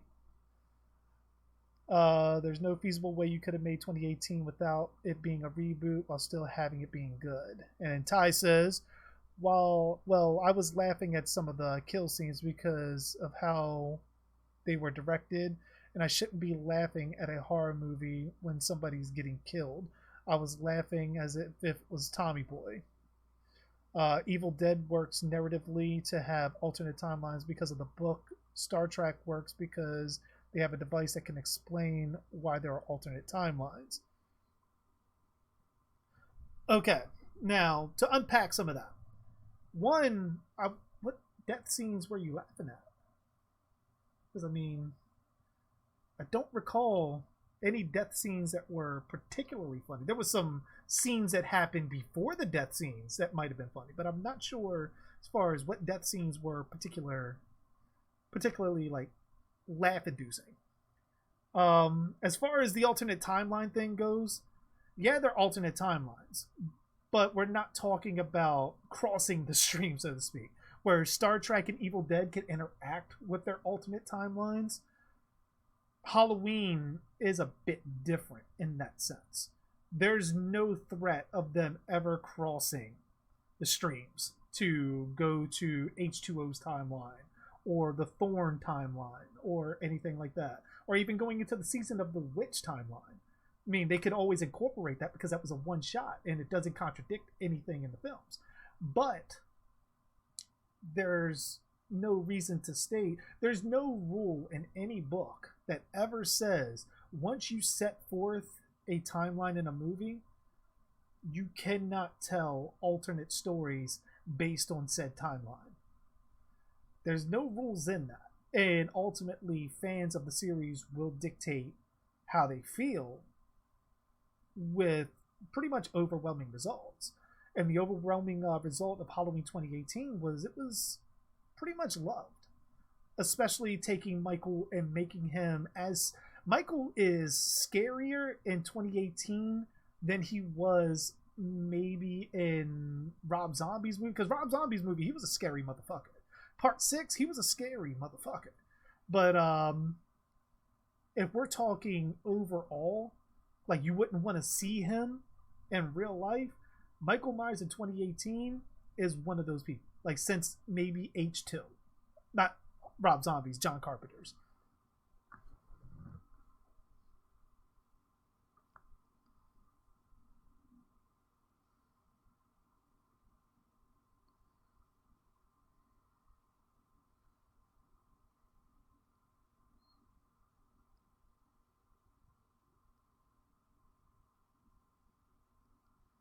No, not exactly, Ty. Not exactly. Because, I mean, what you're arguing is the sense of universal awareness. That's what you're kind of arguing. Where, let's say, the DC universe, for instance. We know at one point in the DC universe, I think it expanded a little bit. We know in the DC universe there's 52 other Earths. Every one of those Earths can at any point interact, or they can have a device that allows them to interact with those other Earths. With Halloween 2018's timeline, Halloween H2O's timeline, and the Thorn timeline, none of those are in existence with each other. So there's no, in the world of 2018, there is no H2O. There is no Thorn.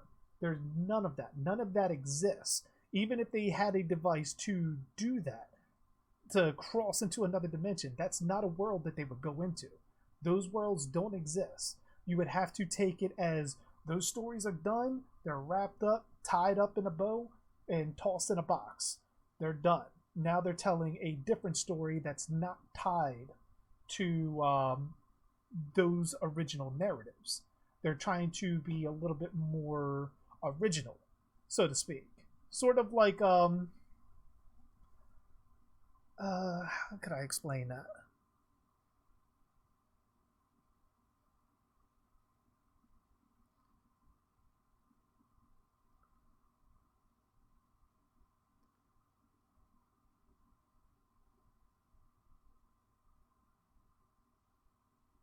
Hold on, what was that?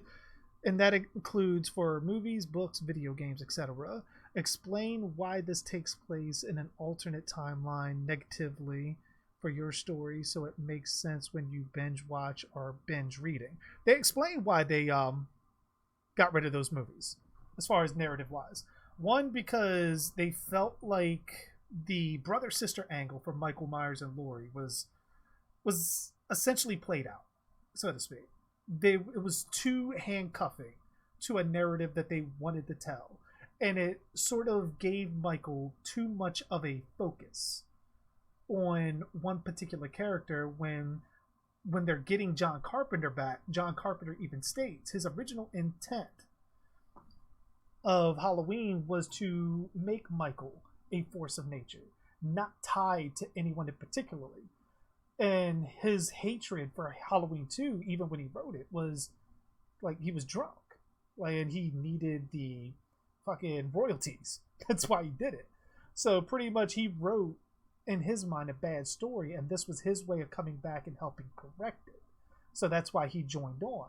So when you have that kind of blessing, especially from the creator, and you want to tell a completely different narrative that's going to bring him in line with Laurie, but you can also up the body count by not tying it. Well, Michael Myers isn't going to go house to house because he's hunting down Laurie. There's no point. Because, I mean, that never made sense in any of the Halloween movies. Like, why are you killing this person here when your target is over there? That's where you're going. Like, it's supposed to be, like, kind of Terminator-esque. Like, unless they're getting in your way or it's a mistaken identity, it's not... Like, you shouldn't be going after just random people. I'm going to just read a couple more comments, Paris, and then we will be getting into the next episode of Ash vs. Evil Dead. We'll be getting into episode 9.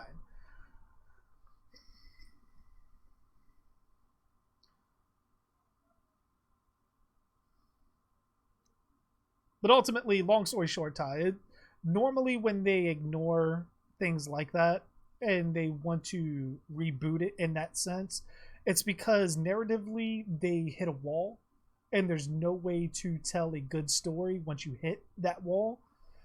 I mean, sure, you could probably get around it in some way.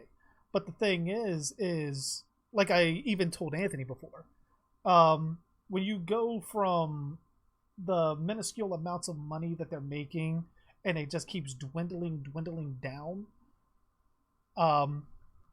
over and over and over, and people are becoming increasingly irritated with the storyline and the narrative that you're telling, ultimately it's time to do something. And once you get to that really bad point, like where most people, like, I'm a fan of Halloween 6. I like Halloween 6, as you know, because I know you're a fan of Halloween 6. I liked Halloween 6. I had no problem with it. But fans as a whole did not like the Thorn narrative, and that's because of what Part 5 did. Part 5 fucked the Halloween franchise greatly. And then they decided, because the narrative was so poisoned by 5, that, and 5 was pretty much them writing on the set and doing it like that. Then you go to Halloween 6 and that becomes collateral damage to 5. Now H2O, when they rebooted it with H2O, they did pretty good numbers with it and they got a little bit of critical acclaim for it. But then they had no second act. Their thing was like, okay, let's do Resurrection. What's Resurrection about? I have no fucking idea. Let's just get it on camera. And they completely fucked anything that would come after that. They made a sequel to Resurrection. I guarantee the returns on it would not be anywhere near what 2018 did. So then their thing is, okay, so we already did Michael chasing Jamie in the original series. Or at least Laurie in the original 2. Then Jamie chasing family members. That we eventually scrapped. So then we go to H2O. Now he's chasing Jamie as his sister again. And now we have to reboot it again. We reboot it with Rob Zombie stuff. Jamie's his sister again. And now we go to Halloween 2018. What can we do that's different that will get people interested and want to come see not the same thing? Okay, let's go to John Carpenter. How about we make them not brother and sister anymore? Okay, that's kind of intriguing. And pretty much building character traits between the two off of that, where Michael doesn't want to fucking fuck with Jamie at all. Or Laurie, I keep calling her Jamie. Doesn't want to fuck with Laurie at all. Laurie's actually hunting Michael and inducing the meeting at the end. And that's kind of intriguing because Michael's just like, dude, I'm just out here trick-or-treating. His form of trick-or-treating just happens to be with a knife and hammer, but, I mean, there goes that.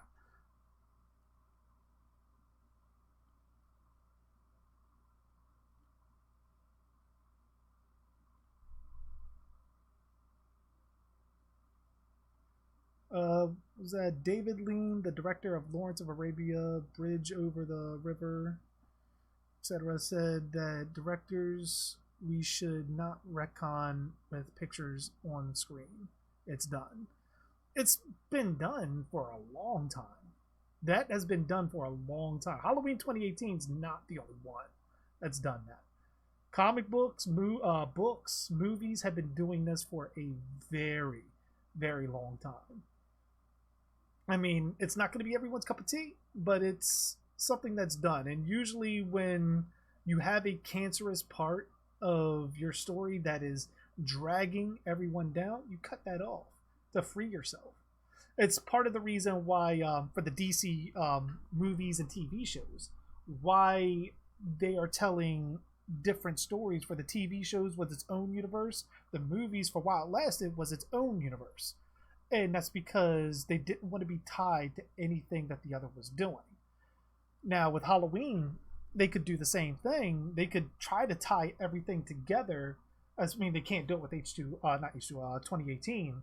But with some tricky writing, they could do it with H2O and Resurrection. They could definitely do it. It wouldn't make much sense to, but they could definitely do it. But it's ultimately just not worth it. Like, when you free yourself by making Michael not attached to anybody. Nobody knows why Michael's doing anything. That, which, in my opinion, makes him far scarier. Because anybody on this random street can be a victim. Unless you go back to the old one, well, you don't have really Myers blood in you, so you should be good. Which still baffles the fuck out of me why he killed the girl at the beginning of part 2. If that was the case. Like, why? Why did he kill the girl at the beginning of part 2? That's so irritating to me if that's the point why.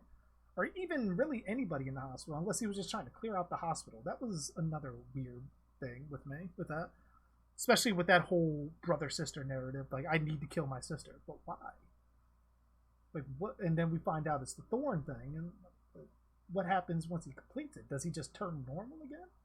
I like the idea of Michael being completely evil just for the sake of being evil. Like, nobody knows why he's doing what he's doing. He's just doing it. And 2018 kind of gave me that. But alright, that's enough Halloween talk. Let's get into this next episode. We are getting into episode 9. So assuming that your players haven't gone to sleep during that entire fucking conversation, we're going to jump in and we will begin in 5, 4, 3, 2, 1, play. Yeah, Michael was just trick-or-treating. But that's how I always looked how he was doing in Halloween movies.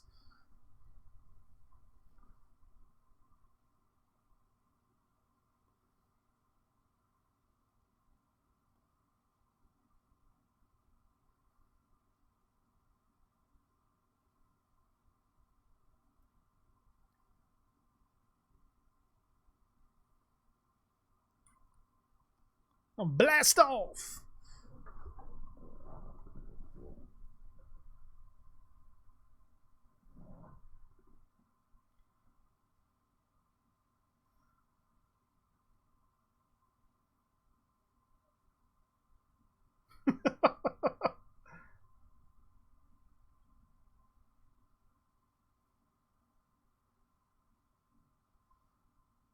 Daryl Hannah. Why does that sound familiar? Isn't she from the movie 10, Ty? Which, incidentally, you mentioned Chris Farley. If that's the case, wasn't she in Tommy Boy, too?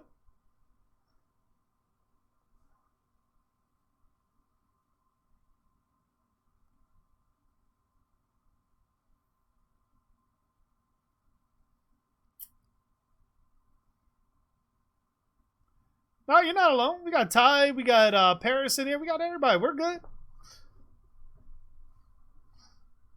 And Vibes here, too.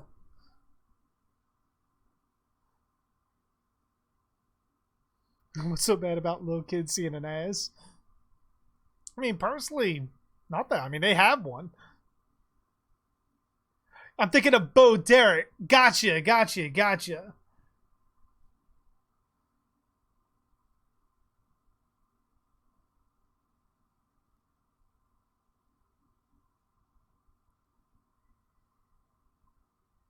Ooh. Fucking skinning someone, taking the skin off their back, fucking flaying them like Game of Thrones, man. Ooh, that would fucking hurt. I don't care how much of fucking adrenaline you got. Getting that shit skinned off your back, that shit, ugh.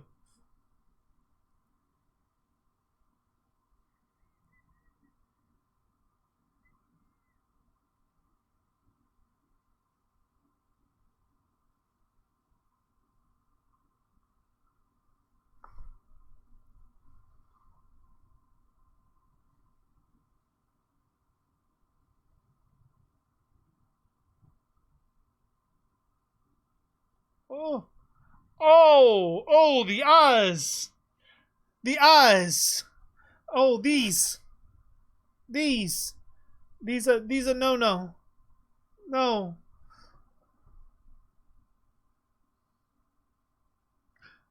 What's going on, Random Aussie? How you doing? Welcome back.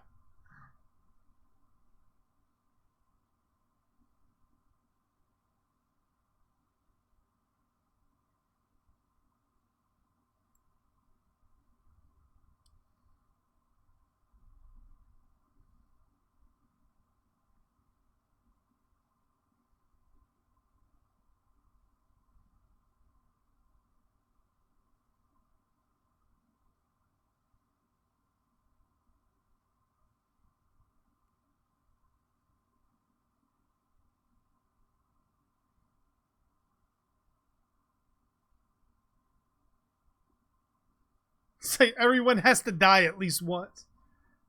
It's funny because he mentioned Linda and Cheryl, but nothing about Shelly or Scotty. That's fucked up, man. Scotty was supposed to be his friend.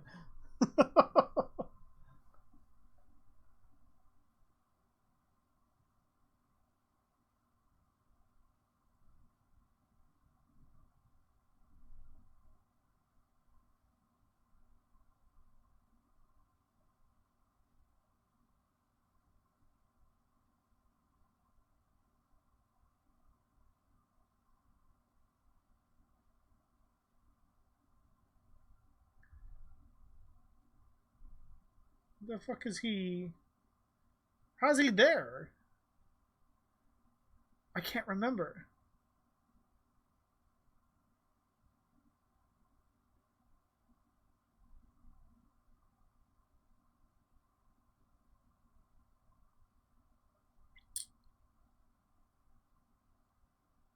Oh, okay.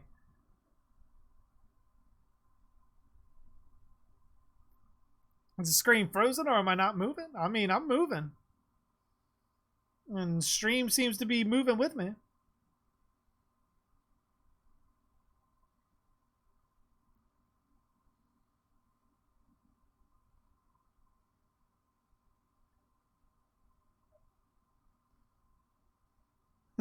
Tommy Jarvis being a stuntman like Evil Knievel. I mean, it'd be interesting. That'd be the whole thing. Like, at what point did he get in there? Would anybody trust someone with a history of mental illness with doing death-defying stunts? Because I'm not a stuntman. I have no idea that would be a prerequisite. Damn time zones. Like 11. It's 11:05 a.m. there. Shit. What time zone you in, Aussie? Oh, that's right. You say you're in Australia, right? Yeah, that makes sense. Huh?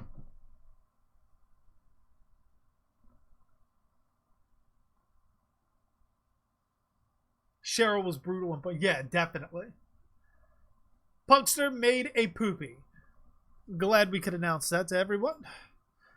You didn't even have to buy a tier 1 membership for that. You know, Punkster made a poopy.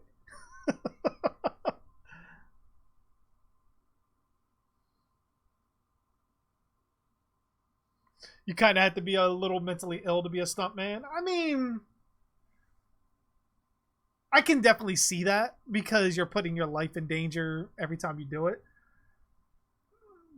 But I also would say that you also have to be very meticulous in how you do things to make sure things go right.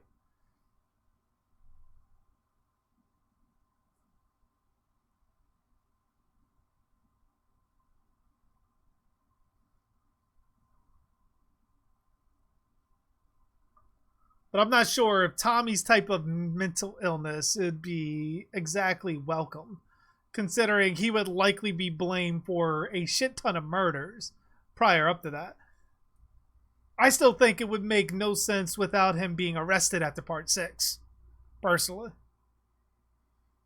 Him being arrested in part 6 and probably Megan possibly turning on him story-wise, just because the idea of Jason killing everyone is probably too crazy and would ultimately land her in a mental asylum with him. So she probably would have saved herself blaming Tommy for everyone's deaths.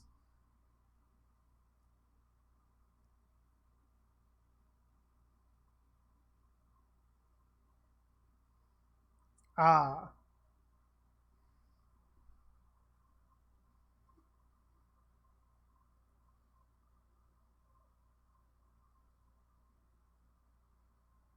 Ooh.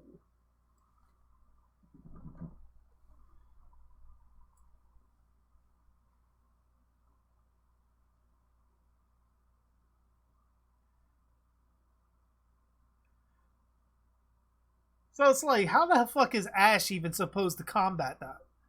There's no way.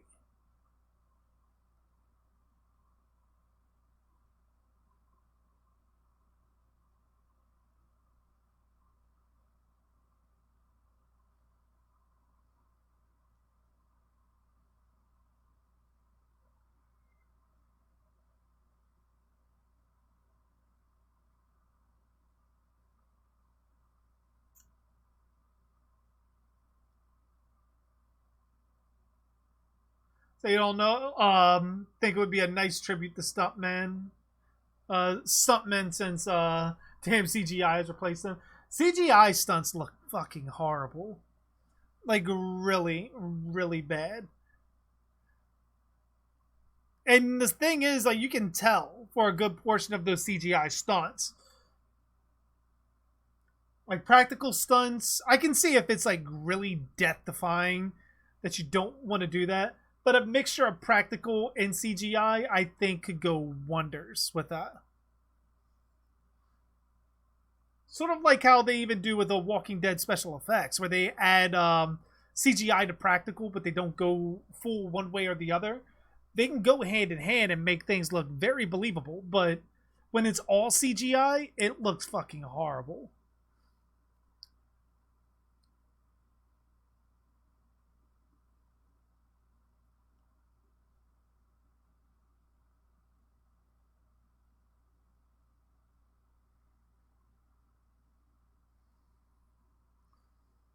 When am I playing DBD again? I will probably. What's today? Today's Wednesday because we did the Let's Talk yesterday. I would probably say we'd be playing Friday.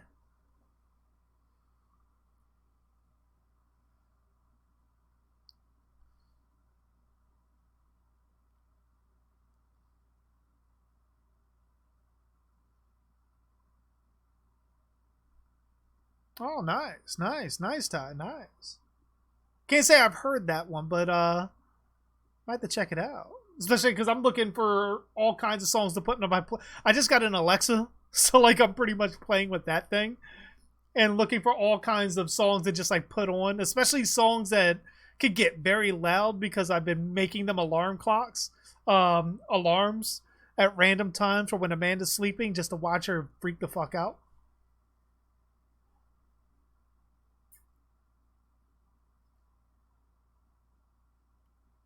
Ooh.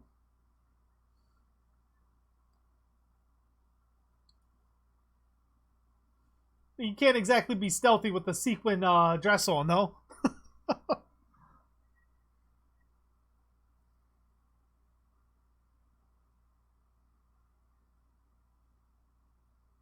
Ow.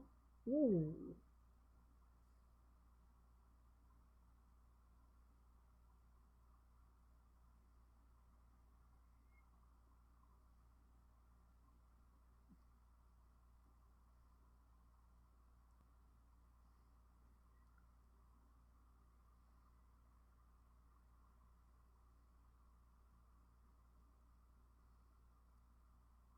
It doesn't bother me, Ty. I got nothing to hide. They can watch. I mean, I'm a guy that's on camera. I got nothing to hide.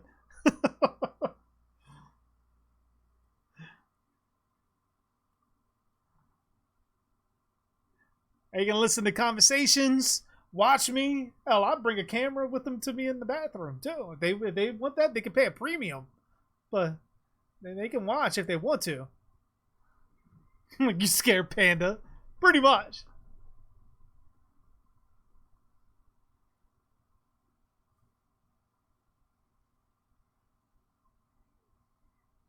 Ooh. Her poor thumb.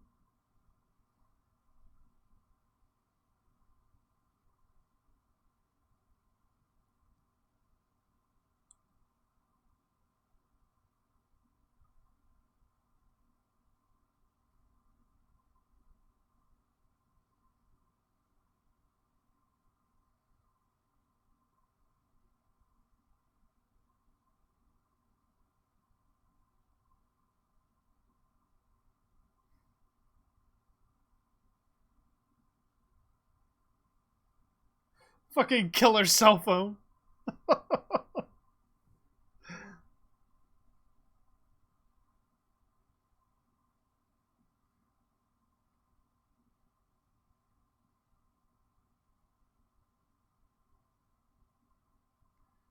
There's no way they got all that blood just from her. Oh no, maybe. I mean, a couple gallons. No, it can't be a couple gallons in a body. It's fucking only a couple ounces in a human body.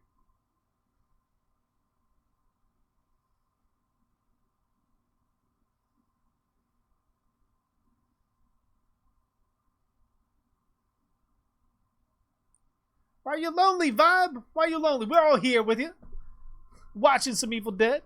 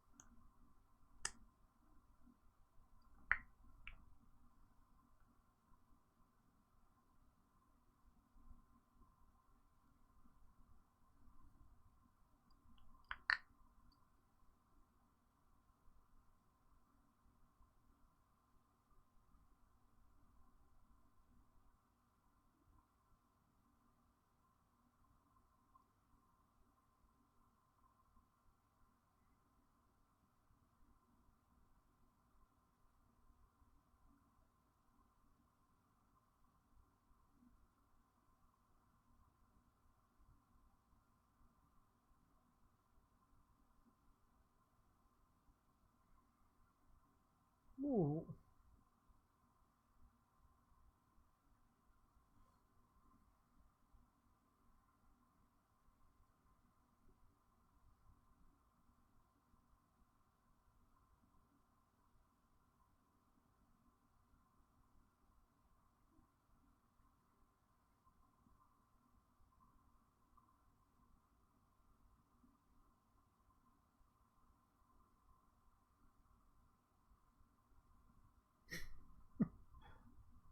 That's all you need, Random Aussie. That's all you need.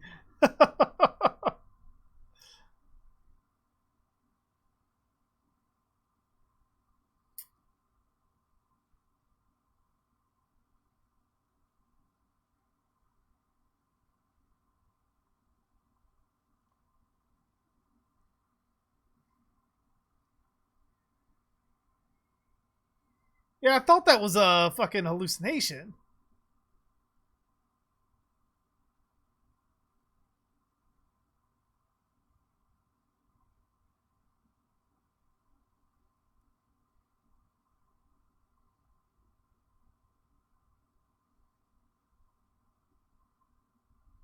It's about 1.2 to 1.5 gallons. That's what's in the human body? It feels like that's so much.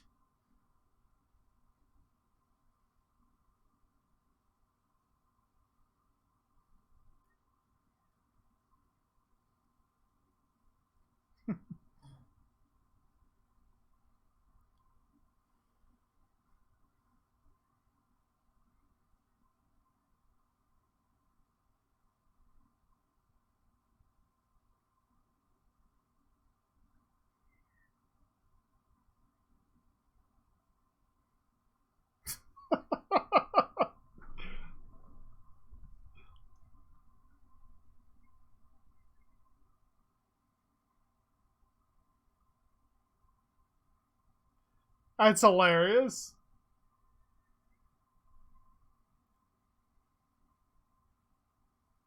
Oh no, now that I see that scene, I'd be kind of worried about the screwdriver that she stabbed down, the plow kind of popping that back out and fucking stabbing itself.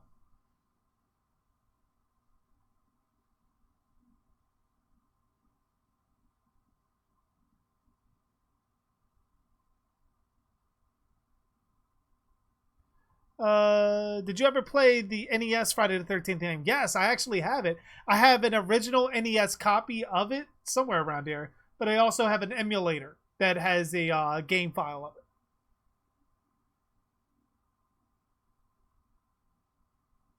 Definitely hard to play, as well as the Nightmare on Elm Street game too.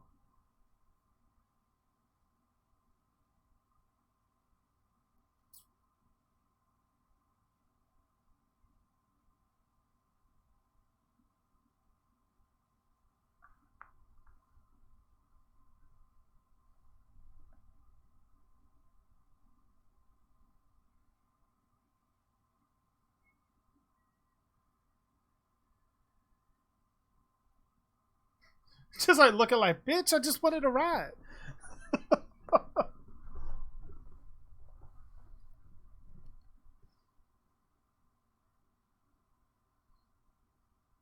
Like father, like daughter, pretty much. Even down to the look. Who's laughing now?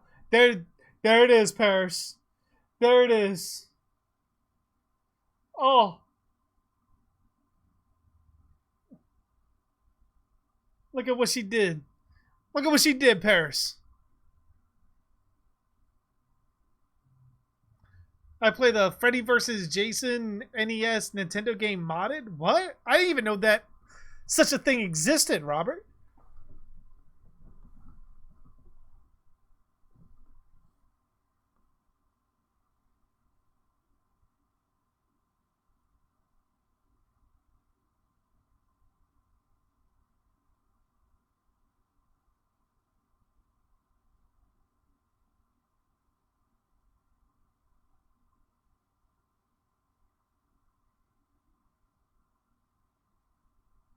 Oh.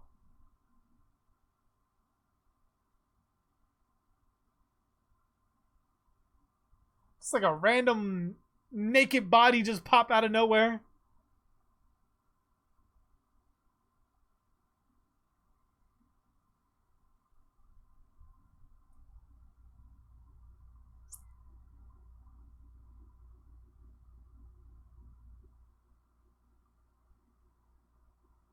Shit.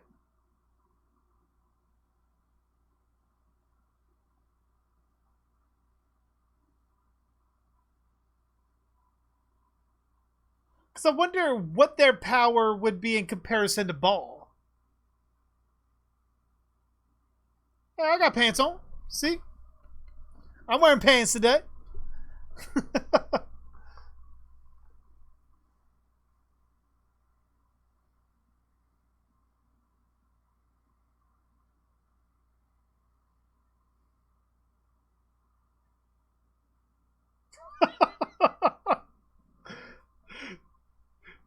See, for some reason, I can see Paris's reaction being that too. I'm like, oh, Ruby, I'm melting. Fuck off, bitch.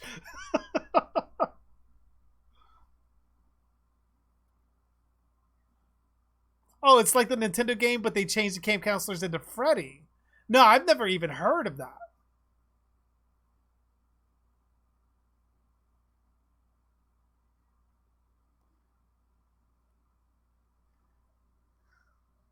It's doing what it always does, Todd. It's chilling.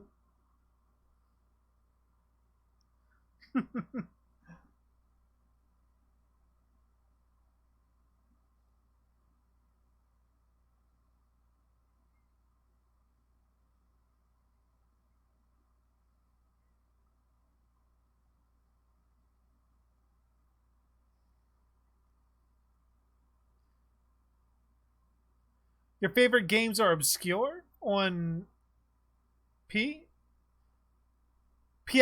Gotcha. Ooh. The fuck?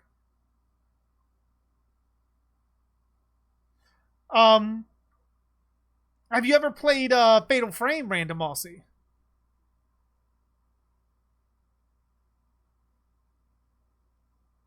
Nah, we don't need no wigs here. We're good where we at. Just pop on the bandana and ride the rest of that out. And Fatal Frame is definitely a must play. If you're in the horror games, Random Aussie, especially if you're into old school Resident Evil games that have the tank controls, that's definitely a must play.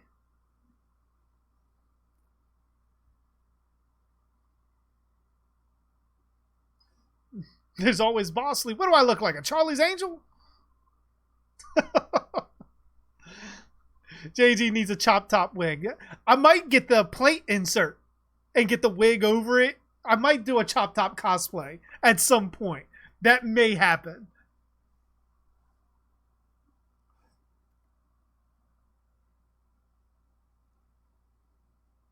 That'd be a cool cosplay to do.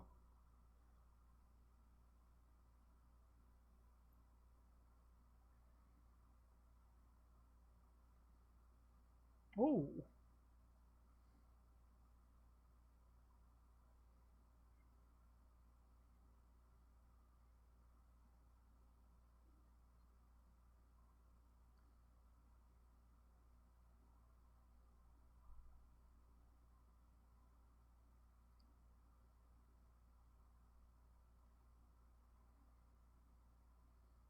Because, I mean, with them needing the book put together and them coveting the book so much, is it possible that Ruby was so easily overtaken by them because that maybe she poured most of her power into the book?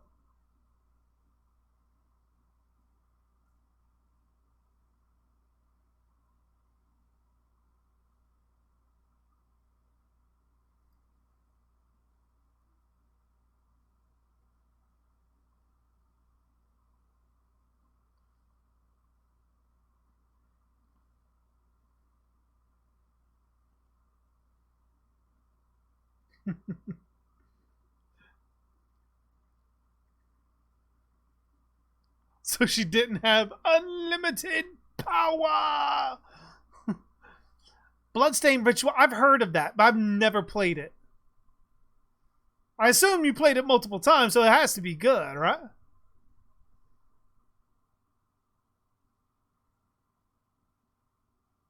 Like, judging by the name, it kind of sounds like Legacy of Kain.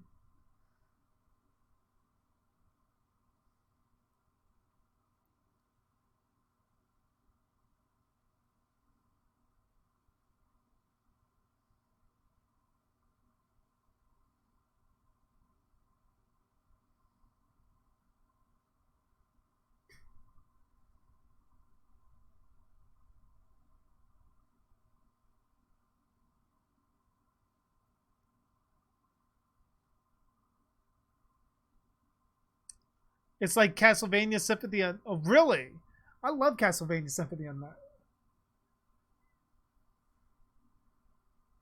See, now I'm intrigued. Now I might have to check that out.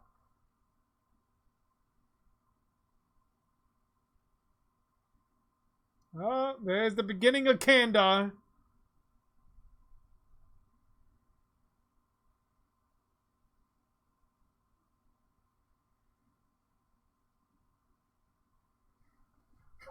Like, at that point, we're going to need a bigger chainsaw. I notice you, Vibe. I notice you. But all right, that was episode 9. And now we are on the final episode of season 3 of Ash versus the Evil Dead. And then I got a couple pictures to show for Paris on that correlates.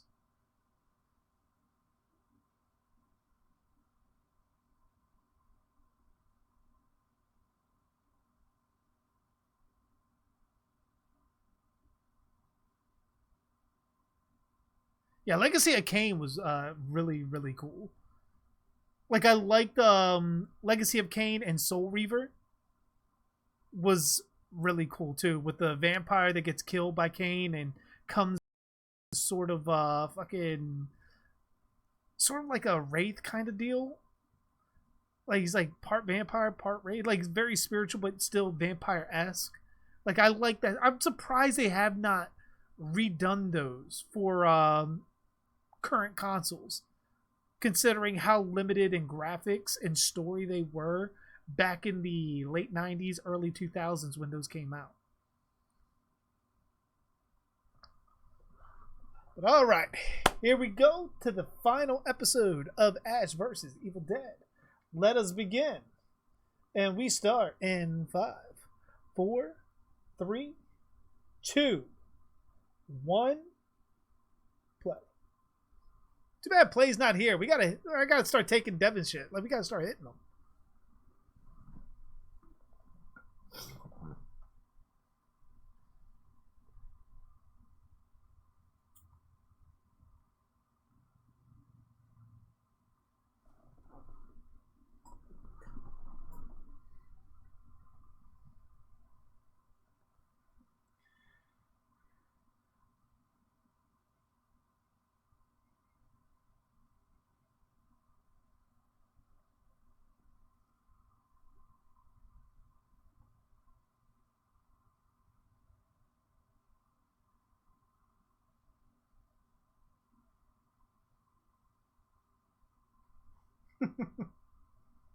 Just building everything up, Devin, for when he does show up. I actually can't wait to get my Stream Deck. It's like looking at things that I can actually do with that. That's going to be a lot of fun to play with.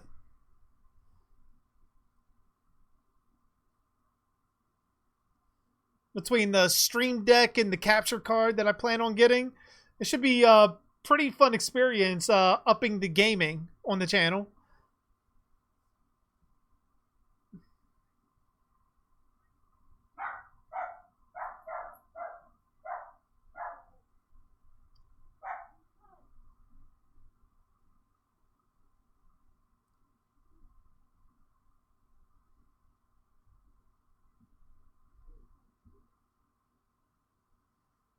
Oh, you know the guy who did the artwork for Legacy of Kain. Really? Shit. He did amazing work.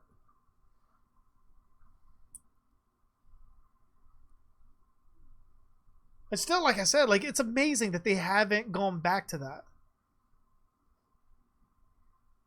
Maybe if the next Vampire the Masquerade does well, maybe they might actually bring them back.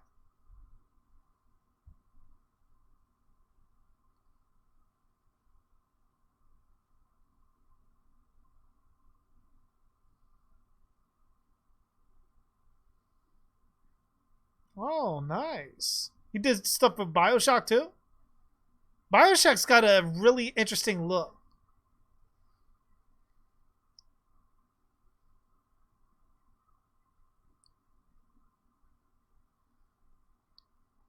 Well, I imagine he probably would, Random Aussie. I mean, scripted wise, 9 times out of 10, the looks are completely described out.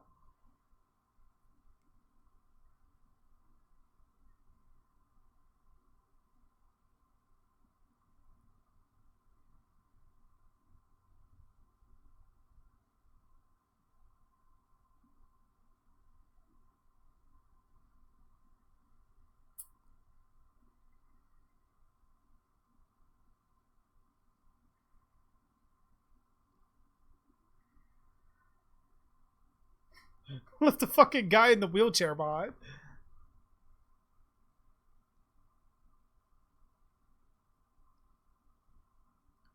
If they flat out said Jason was a revenant, how would you feel? Indifferent. Because, I mean, the whole mystique around Jason is that nobody really knows what the fuck he is. Why he's doing what he's doing or anything like that. We can all theorize. But, the one thing we do know is he's not a Deadite. That's the one thing we do know for a fact. Watching this, we know he's not a fucking Deadite. But as far as whether it's a death curse, he's a revenant, whatever have you, it depends on how they find out and if it fits. Like, that's ultimately what it boils down to. But ultimately, I'd be happy with him being a revenant. I'd feel indifferent during watching the movie, but after I take in everything, if it gives me the information I need to buy into it, I'm fine with it.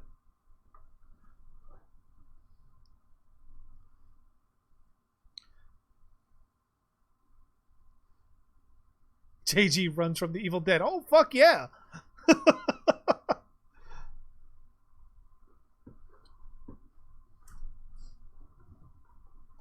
Misa gonna leave? Why you still leaving?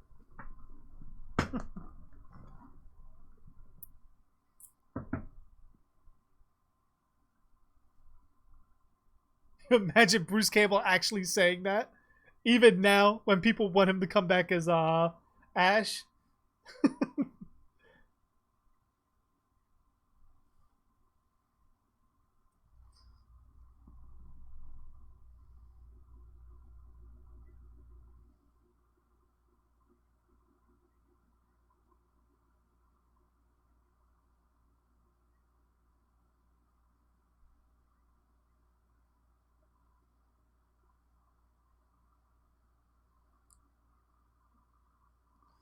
Misa needs to watch Misa judge our Binks. Well, I guess.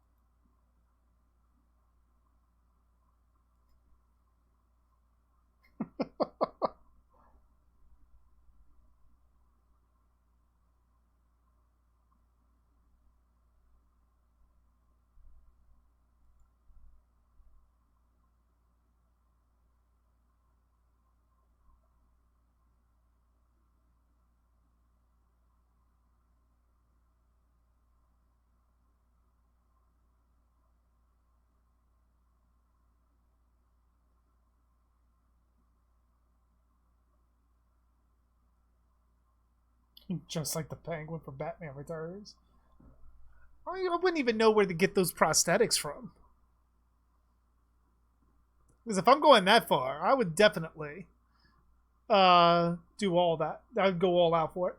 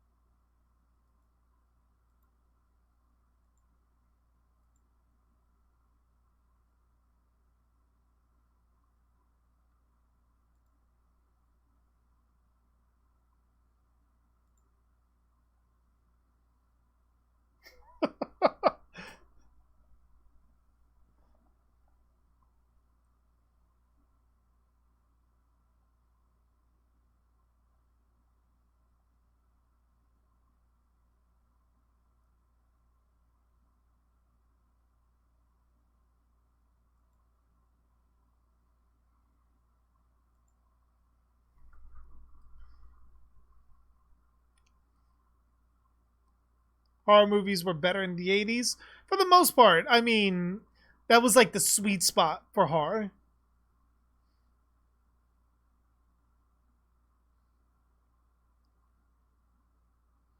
Bruce Campbell will always be Ash of the horror community. Oh, definitely. Just the same as Robert Englund will always be Freddy.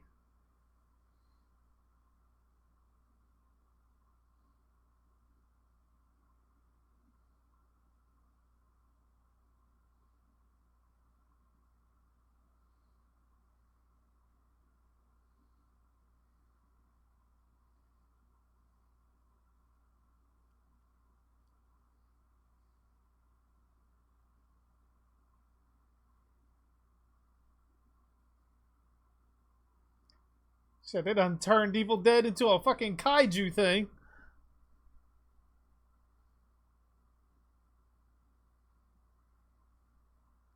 Whose eyes are those that randomly pop on screen? Whoever you want them to be.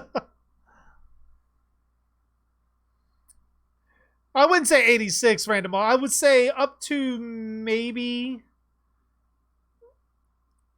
Once we got around to 91, 92, from 1975, 74, I would say no, even 72. From 1972 up to 1992, that was those like sweet spots in horror.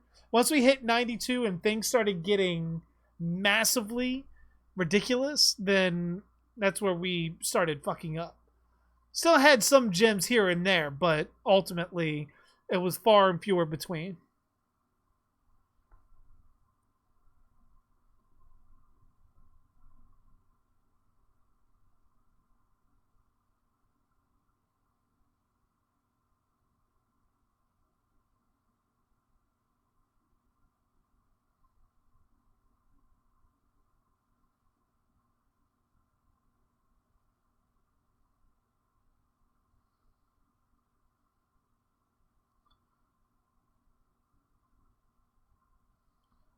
Why do you think we never gotten a definitive Dracula versus Frankenstein movie?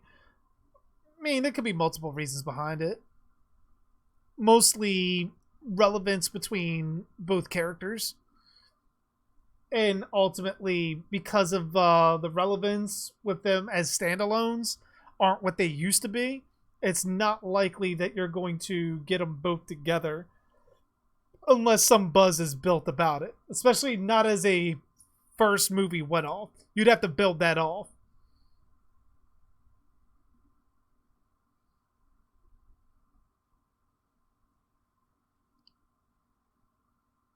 How much time do you think passed between when he destroyed the evil and when he wakes up?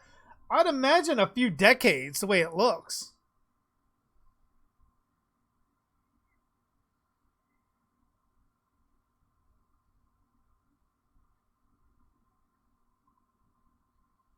Ooh. How sharp is that fucking dagger to be able to cleave limbs off of shit?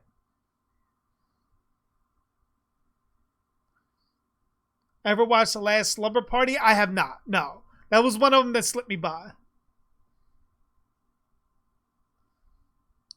If JG could grow a mustache and cast him as Dracula. I mean, I can get crap hair and glue a mustache on. Does that count?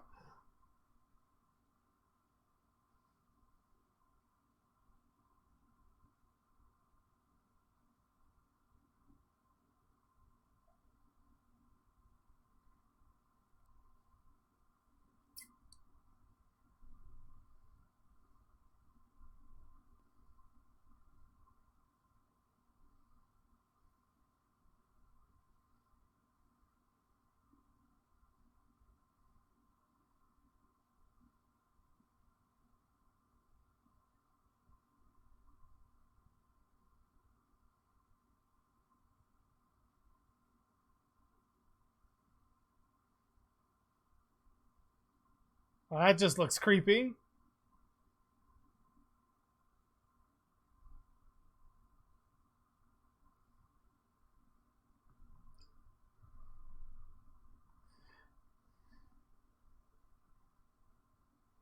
I mean, I could. But I'm not dedicated enough to keep that going.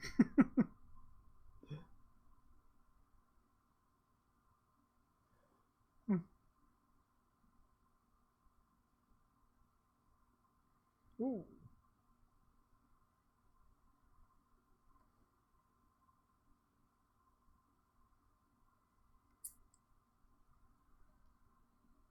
All right. It's just like scraping the blade across his neck.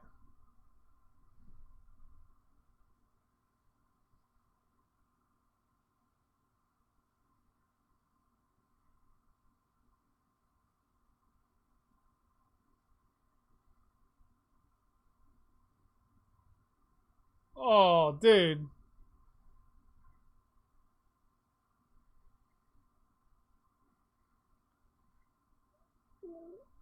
Pretty much. Like, what the fuck?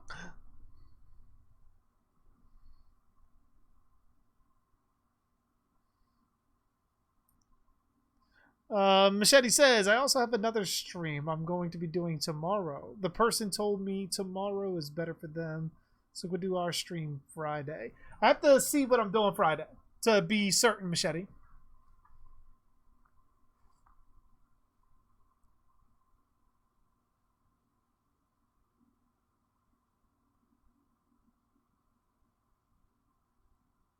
How do I see it going if I mapped it out? I mean,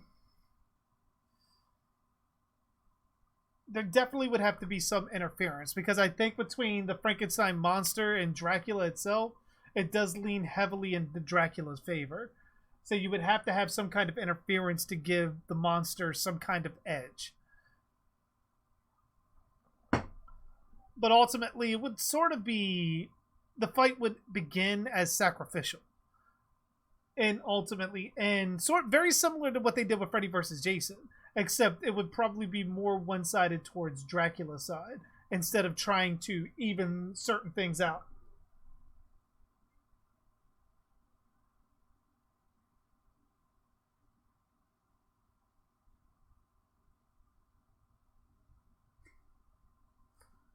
She looks pale as shit.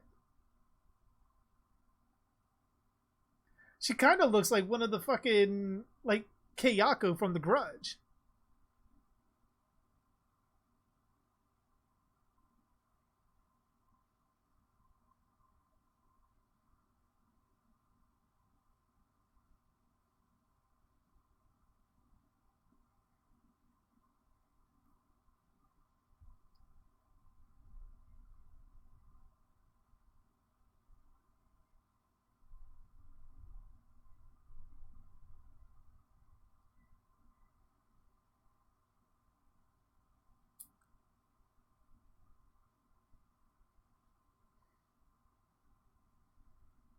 Yeah, Dracula from Castlevania is ridiculously OP.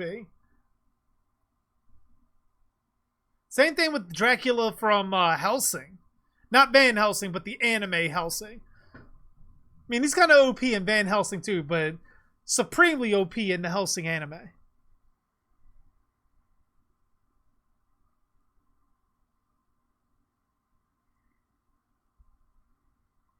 Oh shit, somebody got called Godzilla.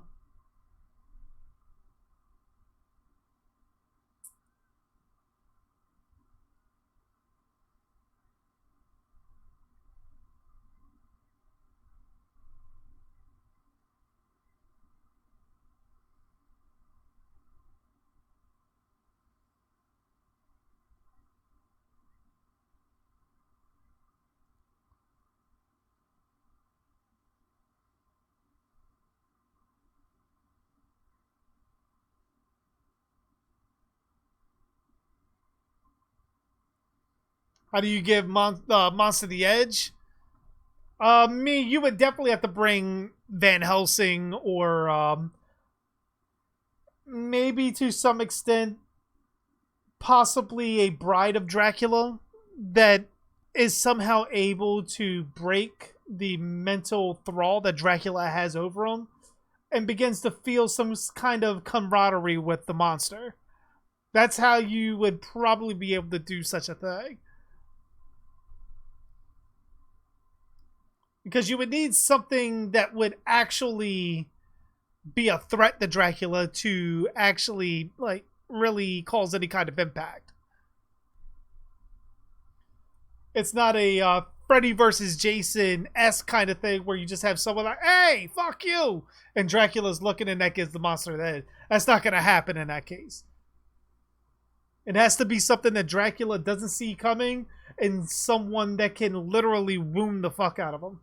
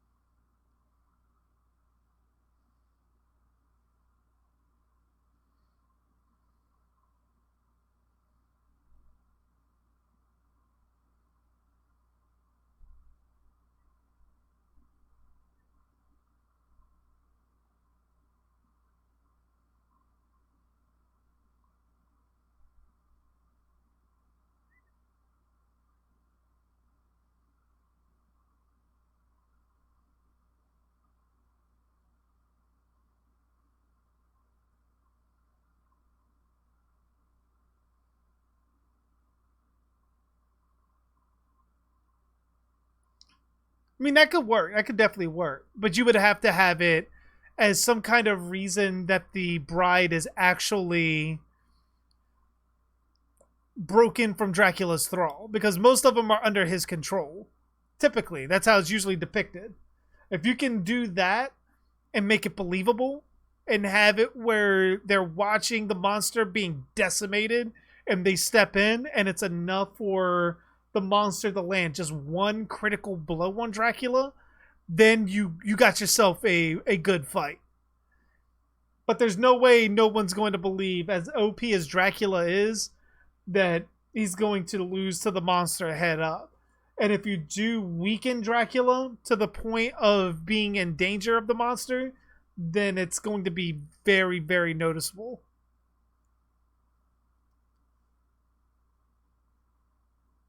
At least if you're going with the book rendition.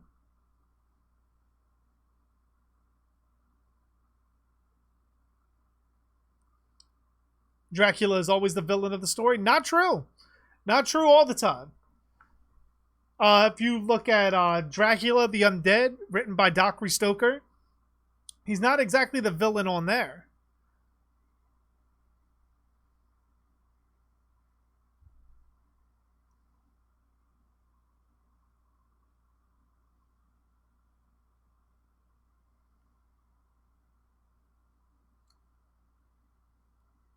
I mean, a lot of the romance side story stuff, that can be a bit grating if done very, very, very sloppily, which most of them do because they're trying to get that teenage girl money. So, I mean, that's why they do it. But if done right, it can be very effective.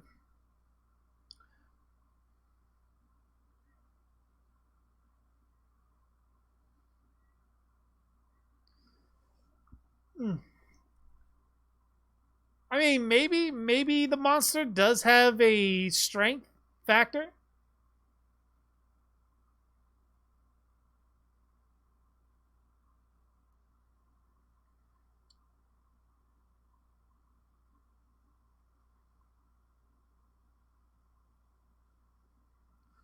I mean, did Bram Stoker actually do a sequel to Dracula? Because I know he did a prequel, The Guess, which a lot of people theorized was either Renfield or possibly a little bit more in depth about Jonathan Harker.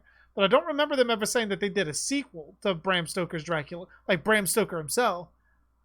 Darhk Stoker's Dracula of the Undead is supposed to be an official sequel to it.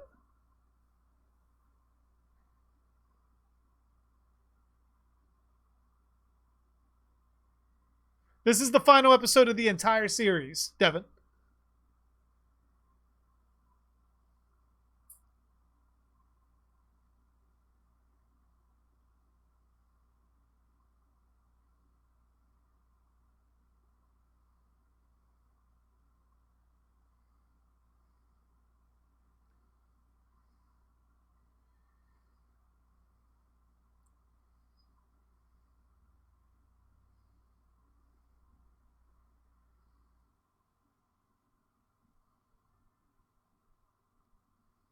So you start fucking hitting every button.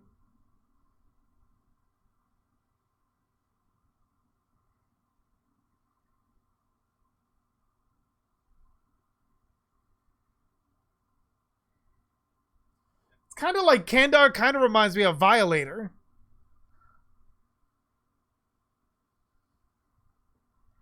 Oh, the dogs definitely sleep with me. They're like tiny children themselves. Personally, I kind of would want to see Dracula the Undead.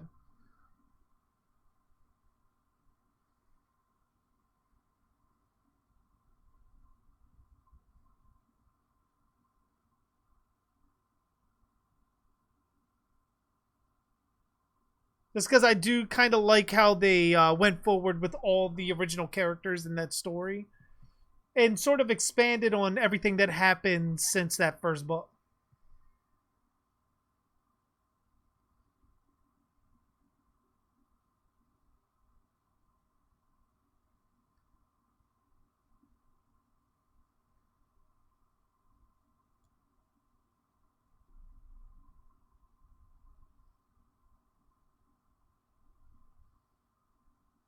Is the remake canon with the rest of the series? The remake, as we learned from Fede Alvarez, is a direct sequel to the original Evil Dead, treating Evil Dead 2, Army of Darkness in the series as if it never happened. But as we see here, there are alternate timelines, and there was supposed to be a story of Fede Alvarez's Evil Dead crossing with this Evil Dead at some point. But they were using that bridging point of the first Evil Dead as sort of a meeting place of universes because of the book.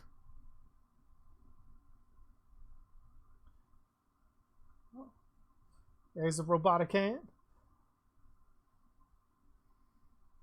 Which also never explains, if that is the case, why does the book look different?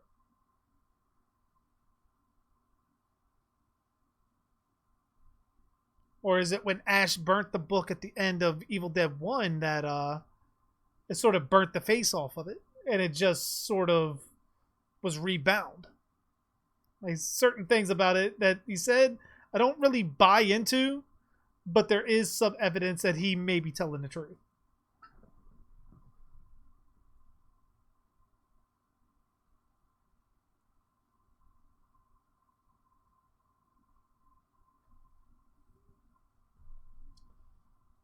I don't know, that would kind of freak me out. The cybernetics, like the see-through shit. That would take some getting used to.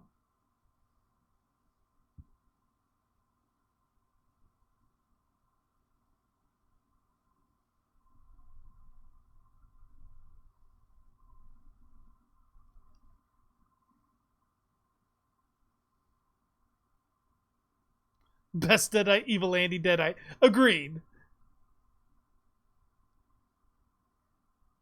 And who put the dead cats in the bed? Again, yeah. Like, what happened between Evil Dead 1 to Fede Alvarez's Evil Dead that made that happen?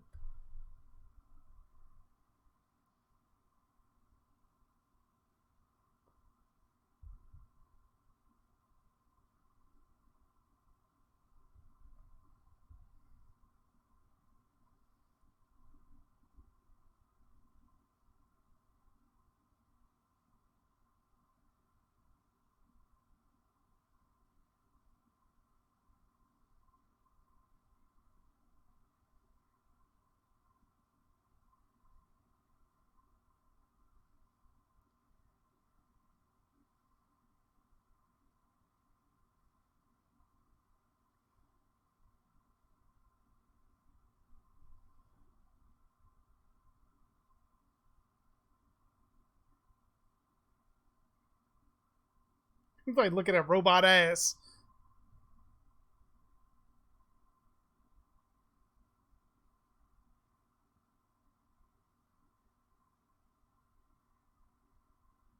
I mean, that is a good way to end the series, though. I mean, definitely keeps me interested in, like, what the fuck would they possibly do going forward in that? But definitely a good way to end it. All right, but that was Ash versus the Evil Dead. Season 3, that's the end of it.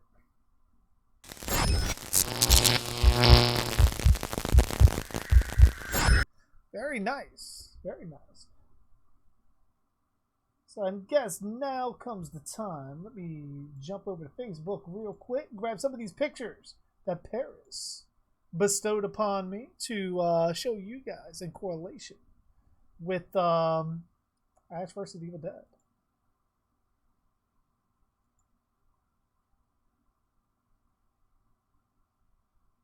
Okay, where's my Google Chrome? Guess I should jump over to my big mode. Huh?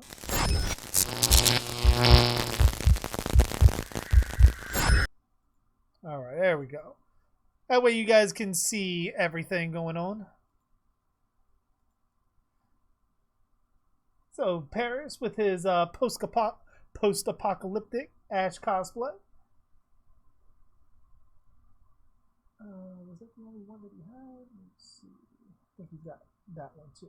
So we got Ash pre-apocalyptic and Ash post-apocalyptic. Something, little thing to share to go along with the finale of Ash versus the Evil Dead. But ultimately, guys, that's going to do it for me for the stream today. Glad to have you guys for 2 streams. And fucking what? Over like 5 hours of content? Holy shit. But I will see you guys tomorrow. We will be watching Fede Alvarez's Evil Dead. Doing the commentary for that. Might play some Dead by Daylight afterwards. Never know. I mean, I've been trying to get through all those Rift challenges. But I do want to thank you guys for joining me, enjoying the glasses and bandana as always. And I will see you guys tomorrow if I don't see you on Discord, because I get all those messages. But yeah, I will see you guys then. You guys have a good night. And as always, I am JG Dark. And thanks. Wait for it. Wait for it. For watching.